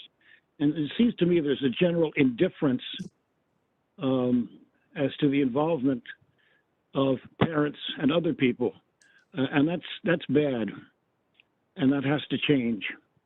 I have no other comments, but I wish some other people would comment on that. And also, I think more and more people, as I said, are going to be attending Board of Education meetings in the future, and that is a good. Thank you. Excuse me, Mr. Mayor, just in light of the caller, I just feel like someone ought to inform him he's welcome to call and make those comments here, but that we have absolutely no jurisdiction over the Board of Education and their meetings. It just feels like it's worth noting for him. Mayor, I would like to also say, I was going to say the same thing, Lori, but I know Rennie wants to talk about what he's observed, and we've discussed some of these issues, and whatever he's talking about, AFT president, give me a call, but Rennie. But we really did have a lot to do with the Board of Ed until this election. So we would have had the ability maybe to say we should have better acoustics or better microphones. I think that's been an issue since when I was mayor. People really couldn't hear. It's partly the problem of the facility, that old building that they're in. We really ought to think about this, but that's going to be something for the elected Board of Education to deal with in the future, not us. Thank you. Next will be caller with the number starting 518-369. It is your turn to comment. 518-369. Please, for the record, state your name.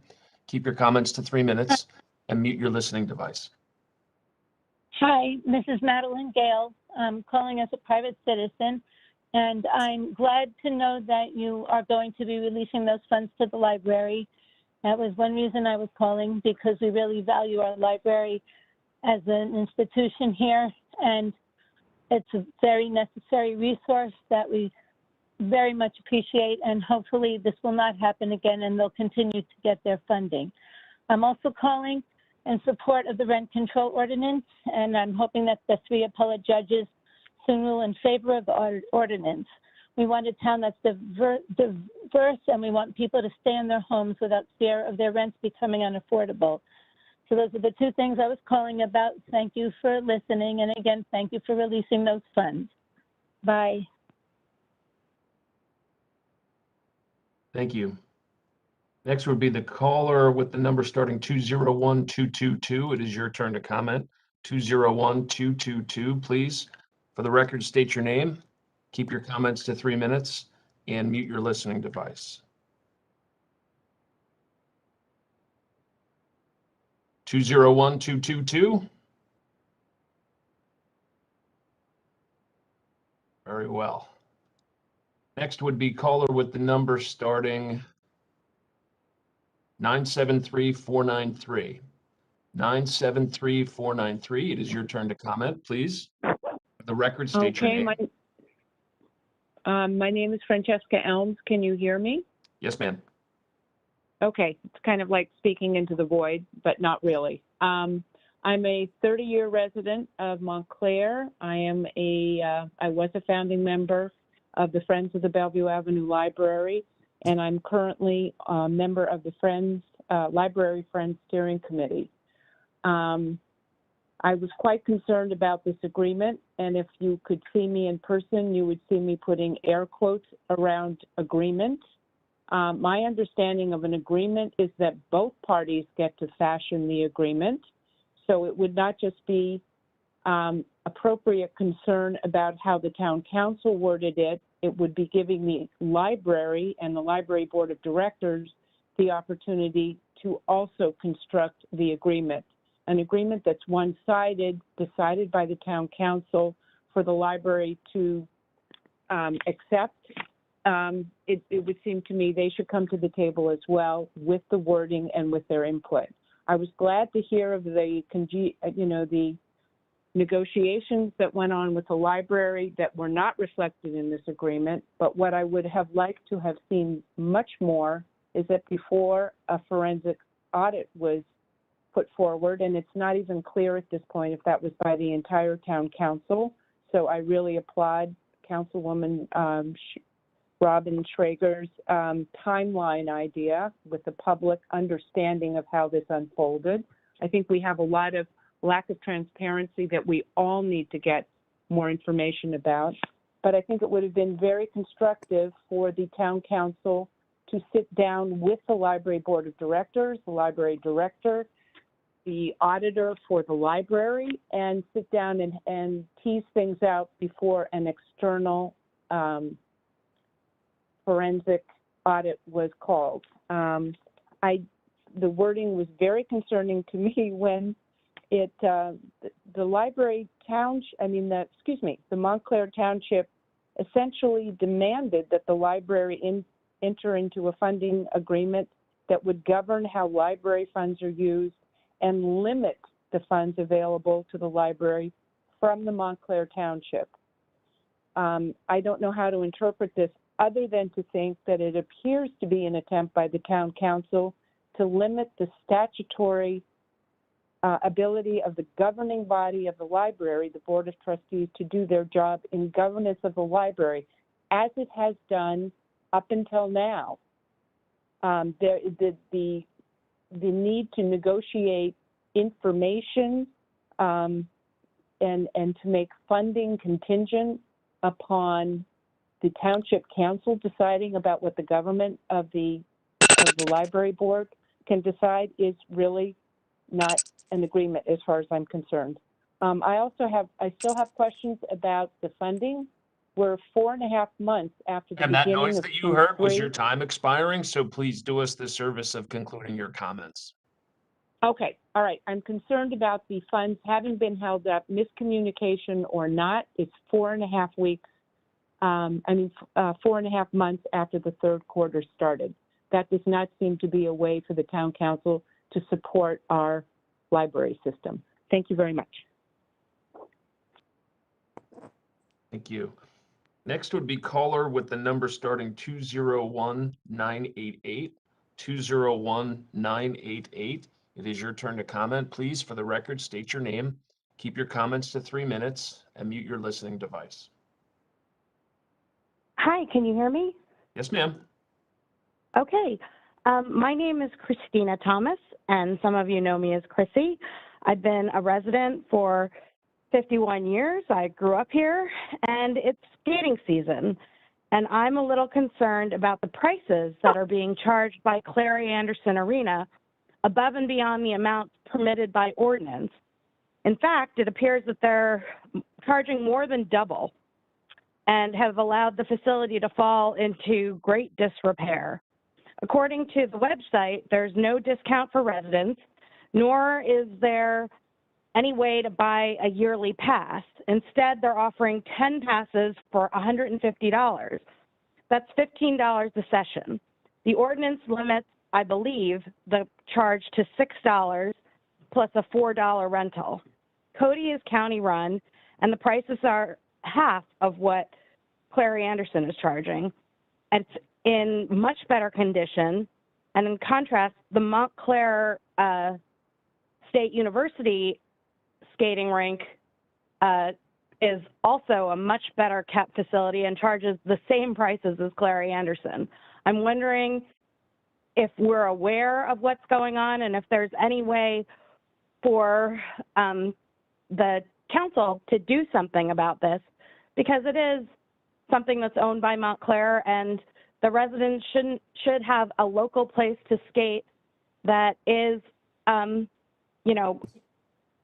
kept up the way that we arranged. I'm wondering why that hasn't happened. Thank you. And Mr. Stafford, if you can, find out that Of information. course, I will. I took notes as the gentlelady was speaking, and certainly we'll have that looked into tomorrow. Absolutely. And certainly I'll just note to all my colleagues, and certainly to, finance committee colleagues as well. We need to all look at funding and support of Clary Anderson and see if we can make sure that, that facility is in the best position it can be. But I know everyone's committed to that. So thank you, Mr. Stafford. Yes, sir. Next would be caller with the number starting 862-926. 862-926. It is your turn to comment. Please, for the record, state your name, keep your comments to 3 minutes, and mute your listening device. My name is Edward Robin. I'm with the Montclair Library Friends Steering Committee, and I am calling regarding the item number 9 on the agenda, the joint funding agreement. First, I'm glad to hear that the resolution has been tabled. Second, I'm glad to hear that the funds, the third and fourth quarters, are going to be either have been or will be released shortly, imminently. Third, I'm glad to hear that the proposed joint funding agreement is being revised in a collaborative, good faith manner in discussion with the Library Board of Trustees. I will only say that it's unfortunate that we actually had to get to this point for all these things to have happened. Thank you very much. Thank you. Next would be caller with the number starting 973-495. 973-495. It is your turn to comment. Please, for the record, state your name, mute your listening device, and keep your comments to 3 minutes. That person hung up. Next would be caller with the number starting 917536. 917536. It is critical for you to mute your listening device, please. Good evening. Can you hear me? We can now. Yes, ma'am. Please, for the record, state your name and keep your comments to 3 minutes. Right. My name is June Regner. I'd like to comment that Mr. Spiller said earlier that Montclair is a welcoming town. I can't help but notice on your WebEx screen, only one person has identified their pronouns. If all of you could follow this very nice example by Councilor Jacobellis, that would be a small thing that you could do to make this town feel more welcoming. It's easy to do. I bet you if you ask Peter, he'd explain how you do it. During the conversations about the library, Mr. Benecke repeatedly brought up the word trust. I think you guys should listen to his comments and those statements regarding to the Finance Committee. Over a year ago, I asked all of you to slow down before you purchased the small, long vacant bank lot next to the municipal building. I noticed tonight that you guys have now approved of funds to begin some due diligence regarding environmental and other factors on that property. That property was on the market for years. I do not understand, again, the speed at which you guys moved when you were purchasing that piece of property for $1.35 million, especially when you hadn't done this diligence. And I really don't understand why it's taken you an entire year to begin that. It's disappointing and concerning. I hope you will consider doing an audit of your own behaviors. It's a problem, okay? I'd also like to know if you can share why the Montclair Fire Department promotion test was changed without a full briefing. Do you know whether equity and diversity goals were prioritized? And do you intend to audit this process? I would also like to join all of the very concerned townspeople about the library issue. The library was the place where school students got their free lunch and meal services. The library does so much more for this town than just have books. It affects so many people when it's threatened and its programs are potentially curtailed. Thank you so much for changing course somewhat. I hope you guys can do better.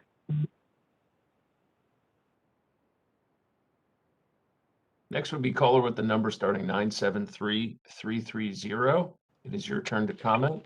973-330.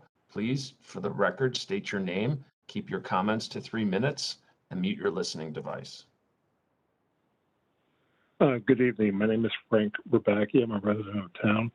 And I have about 6 points that I'm going to try to go through very quickly. One, just as an example, the Board of Education public comment.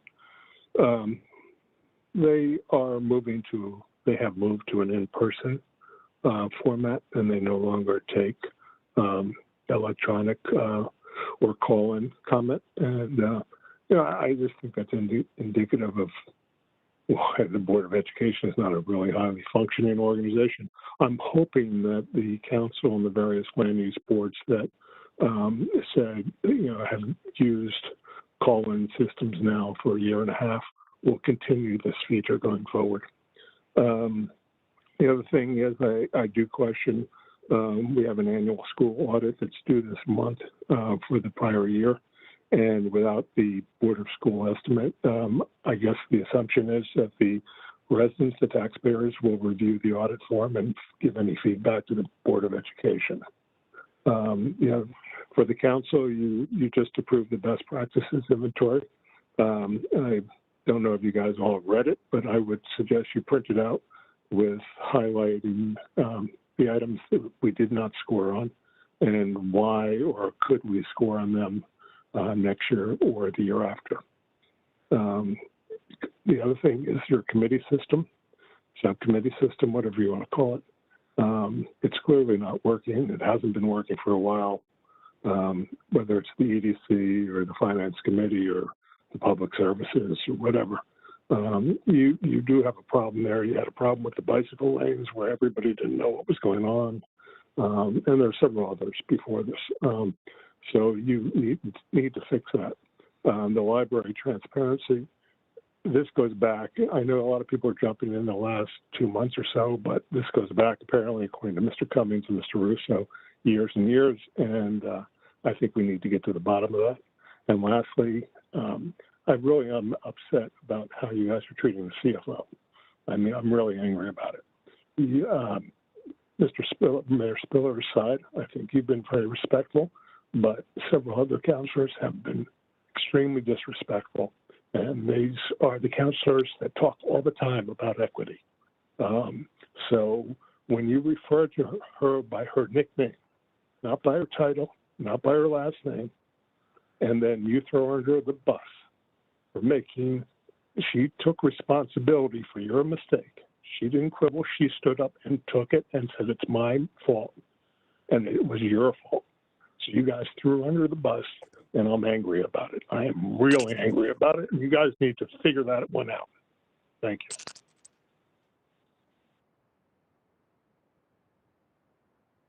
If I may, Mayor,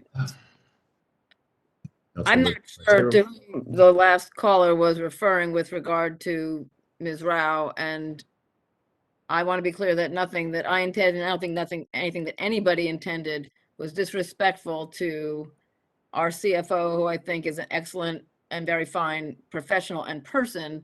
So I just want to be clear, if he's still listening, that was not anything of my intent. I don't think it was anything anybody intended was disrespect to her.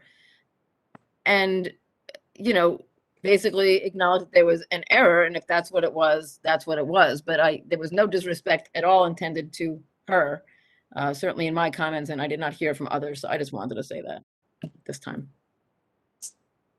I second that comment because I didn't say anything about her either. I think there's enough blame to go around for everybody to be correcting what we did or almost did or shouldn't have done. It wasn't her fault.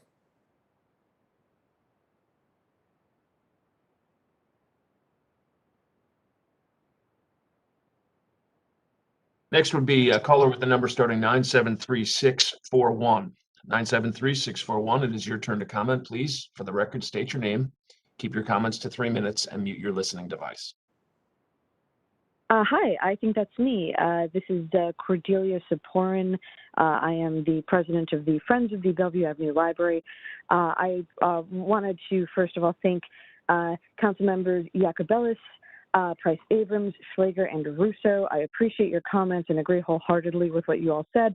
I think that the library should be returned to its pre-pandemic funding levels. Wanted to lobby for that.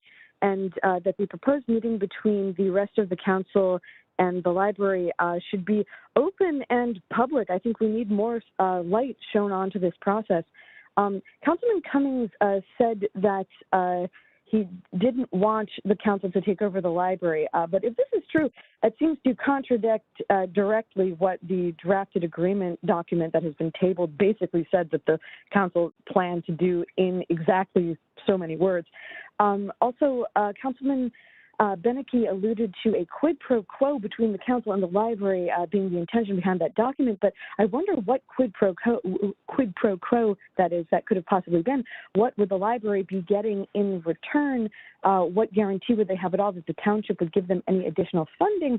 Because the document itself specifically states that the council is not required to give the library any additional funds, even if they acquiesce and fulfill all of the demands that were listed in that document. So that doesn't really make any sense. Some members of the council seem to assume that the council had the right to take control over what the Montclair Public Library does, and this is actually the opposite of what library advocates like myself were told by the council 10 years ago when we were originally lobbying them to help us reopen the Bellevue Avenue Library. They actually told us directly that the town council has no jurisdiction over the library and how it is run for legal reasons. And if this is true, then the proposed agreement document does seem to contradict this and may indeed be an illegal overreach, as several council members alluded to. So thank you very much for tabling it. I think it's seriously problematic. It needs a second look. Also, Montclair Public Library's bid for the Library Construction Bond Act was rejected twice, as we understand it, solely because the town council refused to fund their half of the matching, the matching donation required by the state. So, and yet the town council, one of the accusations that they, put against the library was that the library didn't pursue this bond when in fact it did. It was just prevented from accessing the funding when other libraries, comparable libraries around Montclair, got millions of dollars entirely because the Montclair Town Council refused to participate in the matching donation required by the state. It appears to be a clear pattern of the Township Council being reluctant to do their part to fund the libraries, or at least certain elements of the Town Council, which I should point out are used more but funded less than You any may not have comparable heard that, but that library noise in was the your state. time expiring, so please do us the service of concluding your comments. Okay, basically, I expect the mayor and the town council members to put your money where your mouth is. If you were there up there cutting that red ribbon at the Bellevue Avenue Library with me this past summer, then, I expect you to be in support of the library, not just when you're taking credit for it, but when it actually comes to giving them what they need to be run. And the constituency of Montclair voters recently made a historic decision to remove town council authority over schools. Maybe it's time to do this for the library as well. Once again, thank you very much for letting me speak. Next will be caller with the number starting 917-922. It is your turn to comment. 917-922. Please, for the record, state your name, keep your comments to 3 minutes, and mute your listening device. Good evening. My name is Carol, and I'm a 25-year resident of Montclair. I'd like to respond to the opinion piece written by Mr. Spiller in the Montclair Local on November 11th. From what I understand, our town council is supposed to be nonpartisan and focus only on local issues. Then why would our mayor, the person who's supposed to represent the entirety of our town, openly demonize a portion of his constituency? Most people in our town don't realize that we have approximately 2,800 registered Republicans living here. Many are very quiet because we recognize the reality of cancel culture. Mr. Spiller states, increasingly the ideals for which Montclair stands have come under attack from political leaders both in New Jersey and nationally who seek to divide Americans instead of bringing people together and protecting one another. He further states, The gubernatorial election last week posed a clear choice between two worldviews. There was a real chance that New Jersey would have fallen back into the hands of those who would take our state backwards, just like we saw nationally in 2016. In other words, if you're a Republican or a conservative, you seek to divide the country and take it backwards. But who is the one who's actively dividing the community with these comments? This characterization of conservatives by our elected leaders must stop. It is demeaning, offensive, and has no place in local politics. And apparently, I'm not the only one that feels that way. I found the comments on the town Facebook page, Secret Montclair, in response to the article quite telling. One person commented, "This man is delusional if he thinks anyone in this town wants to hear platitudes about the national situation from him. He needs to do the job he was elected to do in Montclair or resign the office so we can vote in someone who will listen to his constituents and deliver responsive, transparent, and accountable local government." I wouldn't be quite that cruel about it, but that is one person's opinion. And one also has to wonder what the point of creating this op-ed. National aspirations? Certainly appears that way. Thank you for letting me speak. Well, thank you. And as I noted before to the previous caller, I could not be more proud of the work we've done here locally, turning around our bond rating, which has saved taxpayers millions of dollars, investing dollars in infrastructure overwhelmingly, which hadn't been done in quite some time to the extent that we're doing, adding dollars to the things that make a difference in everyday lives, making sure we kept our community services, sanitation work in-house and helping the infrastructure there to make sure that can be done even better. All of these things important, but just as important at times to look at broader issues, and very pleased to have been part of helping Montclair be a welcoming city, helping those in a time of need, coming who are allies in foreign wars when they need that helping hand. I think that is the Montclair way, focusing on environmental issues, whether that be energy aggregation, plastic bag bans here and more broadly, and certainly supporting the work around making sure people have the ability to support those pieces here in Montclair and beyond. I do think that's part of our value system. All of those things are what I stand for. I know there are many people on both sides of the aisle that will agree with many of those points or parts of those points, and certainly proud of what that means for us here in Montclair. Thank you, Mr. Stafford. Yes, sir. Next would be caller with the number starting 201222. It is your turn to comment. 201222, please. For the record, state your name, mute your listening device, and keep your comments to 3 minutes. 201222. Moving on, 973-495. It is your turn to comment. 973-495. Please, for the record, state your name, mute your listening device, and keep your comments. Hi, this is Tom Heyman. I'm a 56-year resident of Montclair. The library situation is one that should never have occurred. In the last 3 administrations, the 2 Jackson administrations and the Spiller administration, the library has been a stepchild. The funding has been inadequate. Cliff Colwin, who has sent 2 extremely fine memos to the council explaining why there is no reason for an agreement between the council and the Montclair Board of Trustees. It is an outstanding group of managers, the Montclair Board of Trustees. There is no basis for anything that Mr. Stafford has been sending out in response to the emails, and Mr. Colwin has sent a very detailed, line by line, taking apart of Mr. Stafford's memo that he sent out. As a matter of fact, his memo was an embarrassment. And I think if the town council is going to function properly, the people who are not on the Finance Committee are going to have their voice heard. It's very clear to me that the three men that comprise the Finance Committee have created this situation. It is striking to me that there is no woman on this powerful committee. I'll end it with that, except I don't want to be back here again revisiting this issue. The Finance Committee, the CFO, the town manager, and Mr. Benecke are out of order on this issue. In the time that we have become a triple-rated township, the staircase has fallen at the high school. The infrastructure in our schools is a disaster. We need a bond issue in the order of $100 million to recreate the kind of schools that my kids first went to in this town when they came here in 1965. If that's the price of a AAA rating, we need to change our rating. Thank you.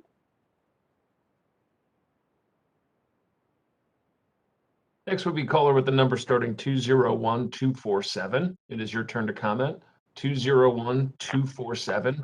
Please, for the record, state your Hi, name. can you hear me okay? Yes, ma'am. Hello? Please state your All name. right. Well, my name is Jennifer Bennell, and many of you have already received letters, many letters for me, and I wanted to correct a couple of statements. Number one, Mr. Benecke is incorrect in his numbers that the library has actually been historically funded considerably over and above the bare legal minimum. And I'm really not sure why Mr. Benecke is spreading misinformation about how libraries are funded in New Jersey. Previous callers have already gone into the details, so I won't do it here. But I will say that if you really want a crumbling library with no evening, weekend, or Bellevue hours, then Mr. Benecke is correct that you can feel free to fund the bare minimum and destroy the town jewel of the library.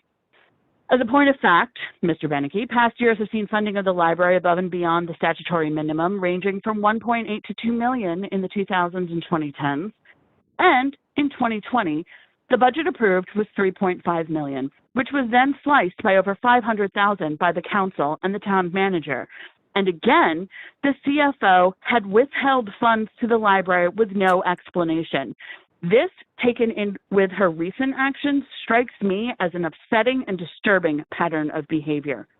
Mr. Benecke in this meeting also just advocated for the council to illegally usurp the control of the library trustees and their independence of programming. There is no allowance in the United States for the Free Public Library to be politicized by the council by what Mr. Benecke continually proposes in township manager control. I will say this over and over again. Our library is not your cost center. It is not a business. It is a public service. If Mr. Benecke and Mr. Stafford and the Finance Committee can't understand this, then respectfully, they need to not be in office.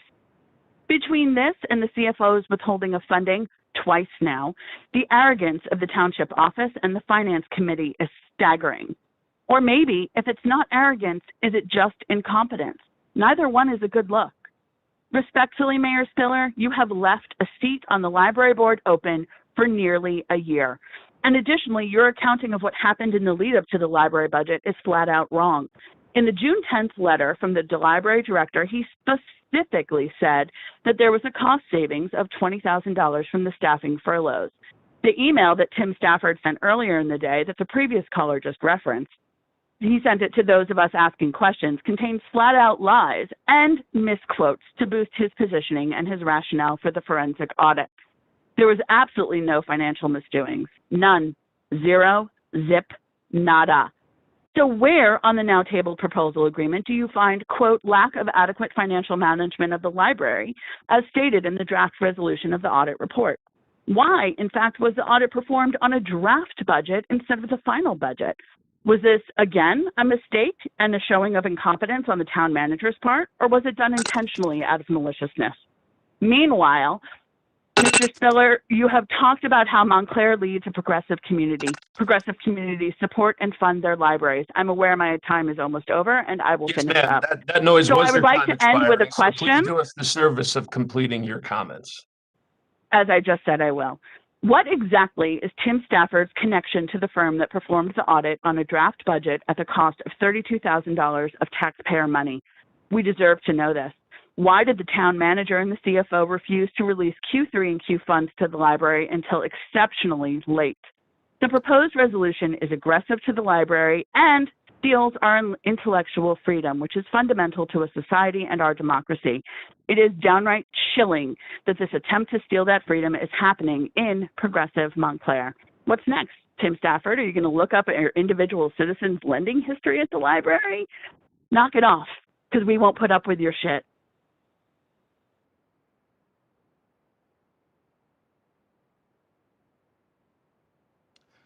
I feel compelled to say that the caller hung up because I don't want anyone to think that the fact that she was attacking me personally resulted in me disconnecting her. That's just not the case. Moving on, the next caller is 973634. It is your turn to comment. 973634. Please state your name, keep your comments to 3 minutes, and mute your listening device. Hello, thank you. My name is Steve, and I have asked 3 separate times now over a decent period of time for Mr. Spiller to answer a simple question. I don't think I need to repeat the question, but just in case anybody doesn't know, the question is it appropriate for you to be collecting over $1 million a year of taxpayer money as the president of the State Teachers Union while the Montclair Public Schools, which is in the town that you are the mayor of, are in disrepair? He has not answered the question. I've been told when someone doesn't answer a question after 2 or 3 times answering it, don't ask it again. So I'm not. You can make certain conclusions. Not what the answer is, but you can conclude that the person is refusing to answer the question. He has a right to refuse to answer the question. I just want to point out that he has refused to answer a question as to his $1 million plus salary as a president of the Teachers Union. Fine. That's where we're at. Now, we have the recent letter where he's touting everything great about the quote-unquote progressives. Now, progressive is a great word. I like progress. Everyone likes progress. $1 million as the president of the Teachers Union, while the schools are in disrepair and while myself, friends of mine, non-friends of mine, my child are being told they are racist, is not progress. I am not racist. My child is not racist. My child's very good friend has told my child that my child is privileged. Very nice person has said my child is privileged because of my child's white skin. My child doesn't have white skin. That's the kicker. And a wonderful person said this because of the nonsense that is being fed by what Mr. Spiller calls the progressives. There's no progress going on here. Okay? This is a bill of goods that is being sold, and people are buying it, and it has to stop.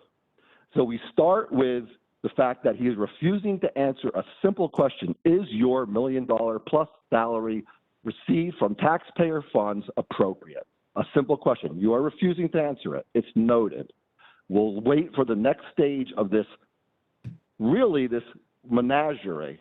We're talking about the great things that are being done. Our country is entering more and more shambles. This isn't about national politics, although his letter was. We are more and more in shambles. But forget about the national politics. This is a simple question. He has refused to answer it. Let's wait to see what the next stage is going to be in this quote-unquote menagerie that is occurring now. And again, I do not want to hear, and I will hear probably from somebody, whether it's nationally or publicly or locally, Please do that us I am the a I service hear you. of completing your comments. I will complete it. So I will hear it again that I am racist. I am not racist. Stop the nonsense. Follow the money. Please, everybody note that Mr. Spiller refuses to answer a simple question about money he is receiving from all of us. Thank you very much for listening. Goodbye. Next would be caller with the number starting 201222. It is your turn to comment. 201222. Please, for the record, state your name. Keep your comments Hi. to 3 minutes and mute your listening device. Hi, good evening. This is Alicia Dilak. I am pleased to hear that from all this confusion, the library will receive the funding. I think the audit, I'm not sure why it was performed. I think the $34,000 might have been used for other purposes. I think the council should be watching of all the steps being taken. And on the separate note, I just want to mention that I already sent an email to Dr. Pons about Watchung School does not have a library because one of the old library rooms were taken away for other purposes. So we're going to have to receive additional funding. And I'm very concerned that the Watchung playground is still not reopened and nobody talks about it. And as you know, the state requires the children to have access to the playground. So I don't know if somebody's looking into it to help Dr. Pons, why this is taking so long, and when is the money? Because I know that for any delayed contract, for any delayed days of the contract not being performed on time, the funding needs to be provided back to the school that is impacted negatively. So I know it's probably $500 per day. So you can do the math. It's a lot of money that the Watchung School should receive for the delayed, unfortunate reopening of the playground. I'm sure you can see the beautiful field being used in town, but children are not using the playground. They're using the field, which we're very happy that they have access to. Thank you, and please look into it. Have a good night. Happy Thanksgiving.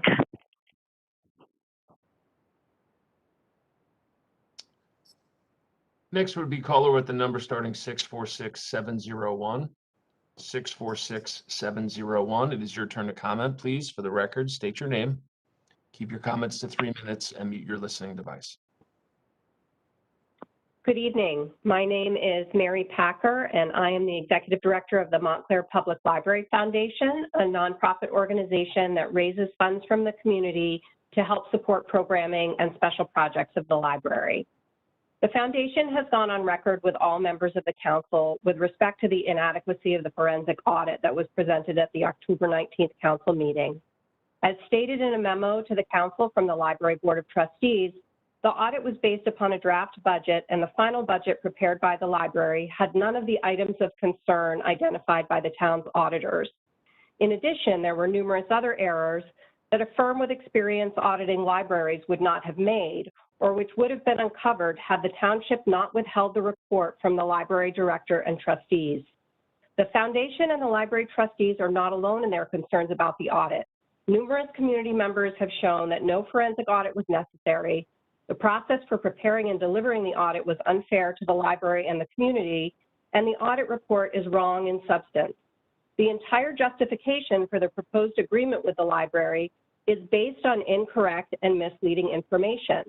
Frankly, the cost of this audit, over $30,000 of taxpayer money, would have been better spent supporting the library, its mission and programs. I pose the following questions to be considered. Why was the auditor's report withheld from the library trustees until the last minute?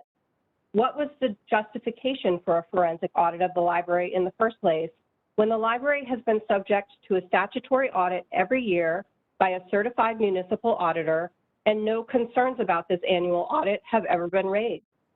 Why was the library singled out for a special review among all the other recipients of municipal funding? Why is the town manager withholding funds for the current year that have already been budgeted and approved by the council? And if there was a misunderstanding, why was it not identified before today? Why would the council impose a multi-year agreement that compromises the library's independence and grants powers to the town manager that rightly belong to the library trustees? Why would the council support strong-arm tactics against the library, especially when both the mayor and the deputy mayor have failed to respond to the concerns brought to them by the foundation and by an ever-growing and vocal part of the community. On behalf of the Montclair Public Library Foundation, I want to thank council members Iacobellis, Price Abrams, Schlager, and Russo for speaking out against the proposed agreement and for insisting that current funding that has already been allocated be immediately paid. I ask that when the time comes, the township provide funding to the library that will enable it to support the entire community, especially its most vulnerable and underserved members, in a robust way that reflects the library's enormous value to Montclair. Thank you.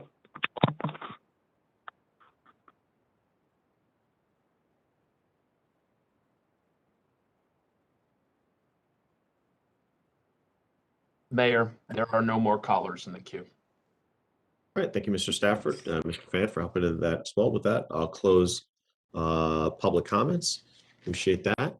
I'll now turn it over to Mr. Stafford. Any comments? No, sir. I have no comments at this time. Okay, thank you, Mr. Deputy Manager. No, Mayor, not at this time. Township Attorney. Nothing to report, Mayor. Madam Clerk. No report tonight, Mayor. Thank you. Great. Can't remember which way I went last time, so let's go with Councilman Russo. Thank you, Mayor. I would just like to ask everybody to, in the spirit of Thanksgiving, which is coming up, understand that we're all working hard. We have differences of opinion, of course. Sometimes there's 4 votes for one thing, 3 votes for another. Sometimes it's unanimous. Sometimes, there's a need for 5 votes for something. Tough job. I've been doing it for almost 22 years, on and off. I haven't been consecutive years. It was a break I took for 8 years, which people asked me to come back, and I don't know why. But I did it, and I came back, and I've gotten, many times the very highest vote. In the first ward when I was councilman, no one's been reelected with big opposition by 80%. And when I ran for mayor, the first time I got 53% of the vote head on against an incumbent. And I got the support of both the north end of town and the south end of town. And it was a tremendous thing to have that unifying vote from both my constituents in the first ward and the community in the south end, which supported me very, very overwhelmingly. Coming back in 2012 with Mayor Jackson, I ran for at-large council after serving first ward and then being mayor for one term. I got defeated. It taught me a lot to get defeated. That was a 4-way race in 2004 I lost, probably because Michael Strahan dropped off my ticket. But in 2012, I got the highest vote anyone ever got for council at large. Now, this last year, Peter Iacobellis got the highest vote, but I still got my 5,000 votes coming in second. I keep talking about retiring. My wife would like me to retire. I'd like to retire, but I'd like to also keep working on behalf of the people of Montclair. I'm not sure how to do that and what other capacity. I asked past mayors to please, even the one who beat me, please put me on the Board of Ed. They didn't see fit to do that. Now we got an elected board by an overwhelming 9,000 yes votes. I don't know what I'm going to do in the future. I love working with everybody. I have conflicts with some folks, and then I have patch up of those relationships. But I really feel that I'm due a lot of respect, and my colleague, Councilor Schlager, is the second highest number of years of service. And I think I appreciate that people called in tonight and thanked us for what we did. We have a majority to do what the library, I think, has asked us to do, and the library supporters have asked us to do, is keep the library as independent as possible. I did the mayor's job for 4 years, and I know the role is the mayor appoints the library board and sits on the library board, and then he or she can have a designee. So I know how all of this works. I still am baffled by sometimes how council people are not involved in decisions, but we get the blame. So I'm asking everybody to pull together, work together for Thanksgiving. And in response to some of the calls that really say negative things about, governor, the president, yeah, it's nonpartisan government. But if we don't get aid and help from the president, we don't get the help of the governor and the state legislature, You know, thank God we've got Senator Gill there and Assemblyman Giblin, Assemblywoman Timberlake, Freeholder Brendan Gill, Freeholder Carlos Pomares. They fight for our interests on the state level, on the county level. I've served in so many capacities and taught at all these different levels of government, and I just want everybody to work together, but do the right thing. And when it's not being done, I'll speak out. Happy Thanksgiving, everyone. Thank you, Mayor. Thank you, sir. Councilman Yakubals. Thanks, Mayor. I want to just highlight a couple things for everybody. Saturday, the 27th will be the 11th Small Business Saturday. So please get out and support businesses in all of Montclair's business districts. Really, really important. Obviously, small businesses have had a tough time through the pandemic. So please, the 27th, Small Business Saturday, support that. And also, if you are a business in Montclair, the COVID task force that the mayor launched over a year ago has started a website called loveourmontclair.com where you should register your business. It's a one-stop shop for all businesses in Montclair to be registered, and then for people who are looking for particular services or products, you're able to go to that site and search for those services and products. And I think over time, that site will be able to host nonprofit organizations, and with the businesses, we'll be able to badge them with certain tags like accessibility, LGBT friendly, environmentally conscious, like really interesting ways so you can query based on the things you're looking for the products and services you want. So any business in Montclair hearing this should go on there and make sure to register. I want to flag that this is Transgender Awareness Week. I know a couple of us are going to a service on Saturday to acknowledge those lost, the tragedies against transgender folks. You know, since we passed laws just recently, I can't tell you how many mothers, I literally had an hour-long conversation with a mother today about her trans daughter and how she's being bullied in one of our schools. And that happens all of the time. It's like people are coming out of the woodwork to tell me their stories about their kids. There are a lot of trans people in Montclair. You'd be surprised. And I want to make sure we're raising awareness around that and that we're doing everything we can to protect our most vulnerable. Somewhat relatedly, the gender neutral restroom bill that we passed earlier this year does go into effect on December 19th. So I just want to make sure businesses are also hearing that message. All of your single user restrooms must be labeled gender neutral, effective as of December 19th. I want to also say thank you to everyone on this council and the previous councils. The mayor and I were with the governor and Congresswoman Sherrill and all of our state leaders for the announcement that the Greenway for the Essex Hudson Greenway was going to be purchased by the state. It's a really exciting development that a whole lot of people have been working on for a really long time. And it's a first step. Acquiring the land was the most critical step. And now there's going to be years of planning to activate that space. So excited to be appointed to the board of the New Jersey Bike Walk Coalition to be a partner in that evolution of that greenway. It's going to be really exciting, but it is going to take a while to activate and figure out how to pay for and fund all of those, what we want to do there in terms of a bike and walk network, parks, and lots of complications in terms of river crossings, rail track crossings, and things like that.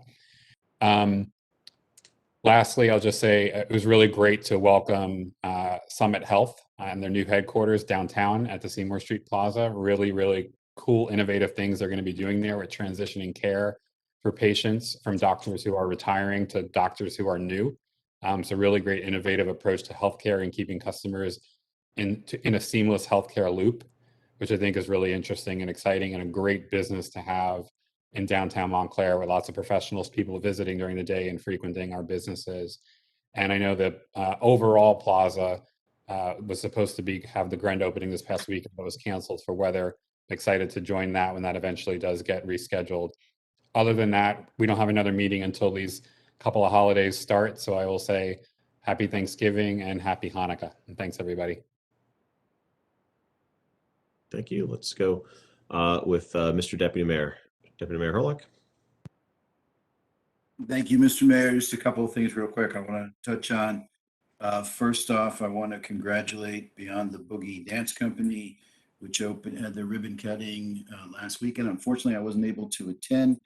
But I will be signed up for a dance class, and I look forward to attending that, and I welcome to Upper Montclair. And then also, many of us, I know, Mr. Mayor, you had presided over the proceedings. Veterans Day was really a special occasion.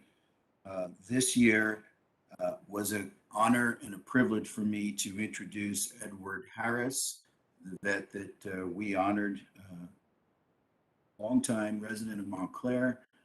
Really thank him for his service to our country, and really was inspired by the words that he shared with us at the ceremony. Thank you, Mr. Mayor. Thank you, sir. Moving on, let's go to Councilwoman Schleyer. Thank you, Mayor. I don't have much to say other than to wish everybody a happy Thanksgiving at this time, and also to think of our neighbors and friends and folks who are in need at this time. I hear so much on the news on how expensive food has gotten. And I've certainly seen it in the grocery stores, shopping for my family, but they've claimed that Thanksgiving dinner will be up by 20% this year to purchase food. So I hope that we all think of somebody who might need something, or invite somebody to our home that might not have a place to go. It's a staggering amount of money to shop for food these days. And also a happy Hanukkah to those who celebrate, which is coming up, I think, immediately upon the end of Thanksgiving. And thank you. Thank you, Councilwoman. Councilwoman Price Abrams. Thanks, Mayor, and thanks for everybody else's comments. They always stir some different thoughts in my own mind. So I want to just reference, the process for tonight, and I feel like everyone's engagement, different points in the process, those who initially worked on it, those of us who had dug in maybe a little bit later, and having a robust discussion tonight. I think that's part of what's healthy and important. And so while votes, of course, sometimes are going to be divided on a simple majority, a 4-3, I would suggest we might strive toward, even on contentious things, that we work collaboratively, which takes a little more time and energy perhaps, but that we seek to work in a collaborative style where we can, and bring more people along. And then we would, I just think, potentially reflect and represent different viewpoints of our constituents that maybe also within our own hearts and minds. So it won't work for everything. We have to be also mindful of the time and energy it takes to do this as an over and above. And in the case of most of us, with other demands, well, all of us have other demands of all sorts. That said, I appreciate where we landed in terms of process, that we'll be looking at something, and any of us who wishes will have that sit down with the professionals to review where the library piece sits and how we move that forward. I want to just to speak about some other things happening in the ward. The big things in town. I know it was referenced already about the Summit Health opening, and also that the plaza itself.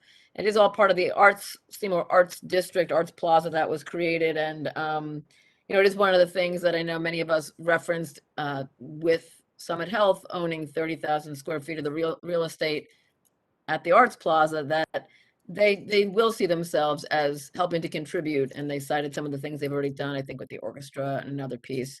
But that, a big anchor business like that is talking about how they can contribute to the arts, as I know so many other businesses will do, and that is going to be part of that enhancement.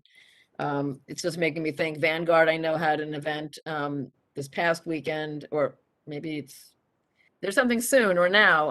I didn't make it over there, but if it's not too late, I would love to. And SVPA has their show. I think it's over the 2 weekends. And so there is such a robust arts culture in this town that it's important that we support it, remember to tell people about it. I think concerts are going on again at Outpost in the Burbs, and all kinds of things that we've missed and things that are back. In terms of the more gritty, I've been in conversation with at least primarily one business that is on Bloomfield Avenue that has sides, the back of it, with the Midtown deck that's under construction. And while the deck is pretty close to finished, there's some still, how do we meet up? It's a technical thing, but it's just important that everybody's aware before we have that finalized, that we have to make some sense for the people whose properties abut that. And there were parking space issues and such that I know we will deal with. And it may not be a committee I'm sitting on, but I do want to make sure that I am in conversations to ensure that there is some good communication I've had, with our town attorney, Mr. Karasik, and that we continue to make sure we find the best ways we can to accommodate whatever may be appropriate for those businesses whose backyard was a parking lot and is now a deck. Always more things, but with appreciation to everyone's good wishes for Thanksgiving and for Hanukkah, those of us celebrating. I wish the same to everybody. I really do appreciate the encouragement for Small Business Saturday. It's such a robust part of what makes our town, charming and why people come here, and we want to make sure that we promote it and support it ourselves. So with that, I wish you all a good night. Thank you, Councilwoman. Councilman Cummings. Hey, Mayor, thanks a lot. First, I want to wish a happy 105 years for the local NAACP chapter. Their Freedom Fund dinner is on Friday, and I hope some of you have already purchased tickets. If not, I think it's a wonderful celebration of the effort and work. And again, I'd be remiss if I didn't discuss that, we will be missing Al Pelham this year due to his untimely death, but I also hope that Roger Terry, who stepped into his shoes, can continue to work and effort at that wonderful organization that so many people in town represent. So I definitely want to give them a shout out. As colleagues have said, yes, happy Thanksgiving and happy Hanukkah. And I look forward to catching up with you guys down in Atlantic City beginning tomorrow. Hopefully we can go through some classes and get some information, and become a better council as we move forward. So to all of you, look forward to seeing you down there. I probably will not see any of you before Thanksgiving, but I do wish you all a happy Thanksgiving and a happy Hanukkah. Thank you, Councilman. Appreciate that. I'll just quickly highlight also for emphasis and much appreciated, first and foremost, to Roger Terry and the work he's doing, the NAACP now, kudos and good work and, stepping in obviously in a sad and difficult situation, but also doing a great job carrying on the legacy there as a life member. Much appreciated and looking forward to the celebration. Also, additionally, was very pleased as Councilman Yacobelis noted, the Greenway that we finally saw come to fruition. As was noted before, yes, some of these different pieces, it does matter who's where, and big thank you to Governor Murphy and his team for coming in literally to get the funding to make that happen. By all accounts, everyone else noted, he helped him make that happen. We know it was years in the making. Certainly a big shout out to Commissioner Gill, who has been, fighting for this, Deb Kagan, others, of course, working hard. But we know, and I think some of my colleagues who've been around here for a little bit remember when we had the railroad come to a council meeting here in Montclair. You, Councilwoman Schlegel, you're shaking your head. I know you were there for that one. When we pressed the gentleman to of course, follow through on this very action, the response we got was less than positive.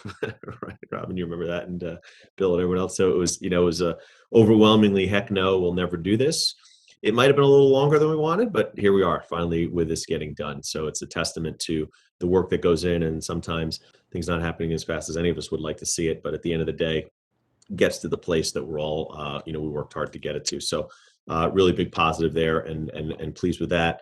As was noted, I also want to give a big, thank you to, Mayor Remsen, Raj Amin, Shante Palmer, Dave Pasquale, to the committee that's working. I know in speaking with, former mayor too, really compiling all the data on all our businesses in a one-stop location, so people can see everything that we have here in town and can connect with that work. I think is going to be very positive, and I know that's work of the task force as well, what they've been doing. So kudos to the job that they've done there. I know the work hasn't ceased, and they continue to do good stuff. So much appreciative on that piece as well. Certainly always, and I think it bears repeating because of its import, a big thank you, certainly as I noted, and appreciate those of my colleagues who were able to join us at the Veterans Day service, and always a big thank you to all those who have served, and much appreciated for the work there. And Mr. Deputy Mayor did a great job introducing our honored speaker for this year. And we certainly thank you and thank them specifically for all of the work that they've done in service to this country. So big thank you. Again, bears repeating. Absolutely. Did also want to say I am excited, was looking forward to the Seymour Street ribbon cutting. Yes, happy to hear that Summit is going to have a focus on arts. I think all of us in the work that was done to help create one of these projects that I think we're also proud of, and certainly shout out to Councilman McMahon, Councilman Baskerville, and also Mayor Jackson for being really a part of helping to put that together. But it is an example when we look at the arts focus that we want to see there. It's a key piece. Happy that Summit is going to be part of that work, and hopefully they hold true to that commitment. I know certainly our vision for it is to be specifically focused on arts and what that means for the area. Looking forward to that ribbon cutting, and certainly hopefully everybody can be involved in that, just to see that come to finally to fruition. We know how long these things can take, but certainly from the aesthetics of it and the programming of it, could not be more thrilled, and look forward to what we see there, both indoors and outdoors. Also want to, just to certainly say, as we talk about Small Business Saturday and the work that's there, I've really been pleased in meeting with a number of businesses who've reached out, especially around the holidays, to say, hey, what can we do? How can we help? How can we expand the giving here in town and be a real partner in the community? So that's been really encouraging to hear. A lot of people, a lot of different ideas, some attaching to ideas that are already out there, and how can they support financially or otherwise. So to the many meetings there, really appreciate everybody in that regard, and certainly, please keep looking for ways to connect. That's been very, very helpful. Certainly one of the focuses is around upcoming Thanksgiving. Appreciate the work that everyone does there. We know the challenges, but also I think it's an opportunity to reflect on where we are. I think when we look back where we've been over the last year and a half with COVID and everything else, and the sacrifices everyone has had to make, and certainly even moving through this pandemic, we're not through it yet, but moving through the sacrifices that people continue to make with families. Thanksgiving is a time certainly to reflect on loved ones and the time that we do have with one another. So that is the most important thing. One of my favorite holidays, and just a chance to get together with family and friends and be together. And I think us all getting vaccinated, doing what we can to help reduce the spread of this and get us to at least to this stage in the pandemic, it's made a difference. It's why we are where we are right now. And hopefully we can all continue that work to put this pandemic behind us, hopefully sooner than later. Also, as was noted, because of our meeting schedule, definitely want to say a happy Hanukkah to everyone as well. And certainly as we come back on the other side of a couple of these holidays, we'll have our meeting before we head into Christmas and beyond. So with that, I will just say, appreciate everyone's service and work. I think we do always look at that balance of things that are happening here locally, things that are happening more broadly that have an impact on our community, and how we can help better both of those pieces. I know each and every one of my colleagues here is first and foremost a resident of this great town and chose Montclair because we appreciate what it stands for and what it is. And I know that we're committed to helping to ensure that it is a wonderful place and remains a wonderful place, whether that be for some who've served for 9-10 years, or some even longer, or some who've served for 1-2, right? Everyone I know has that commitment. We will work to get to whatever decisions we do in a collaborative manner as much as possible. But our views come from a place of wanting to make sure that the township is well served. So I want to thank all my colleagues for the work in what at times is lots of fun and sometimes challenging, and often leads to great debate and discussion, which is a wonderful thing. So with that, I want to say to everybody, thank you. Have a great Thanksgiving again, and happy Hanukkah, and certainly see everyone soon. And with that, I'll entertain a motion to adjourn. So moved. So moved. All in favor? Aye. Have a great night, everybody. Thank Bye-bye. you. Bye Safe all. travels. Good night.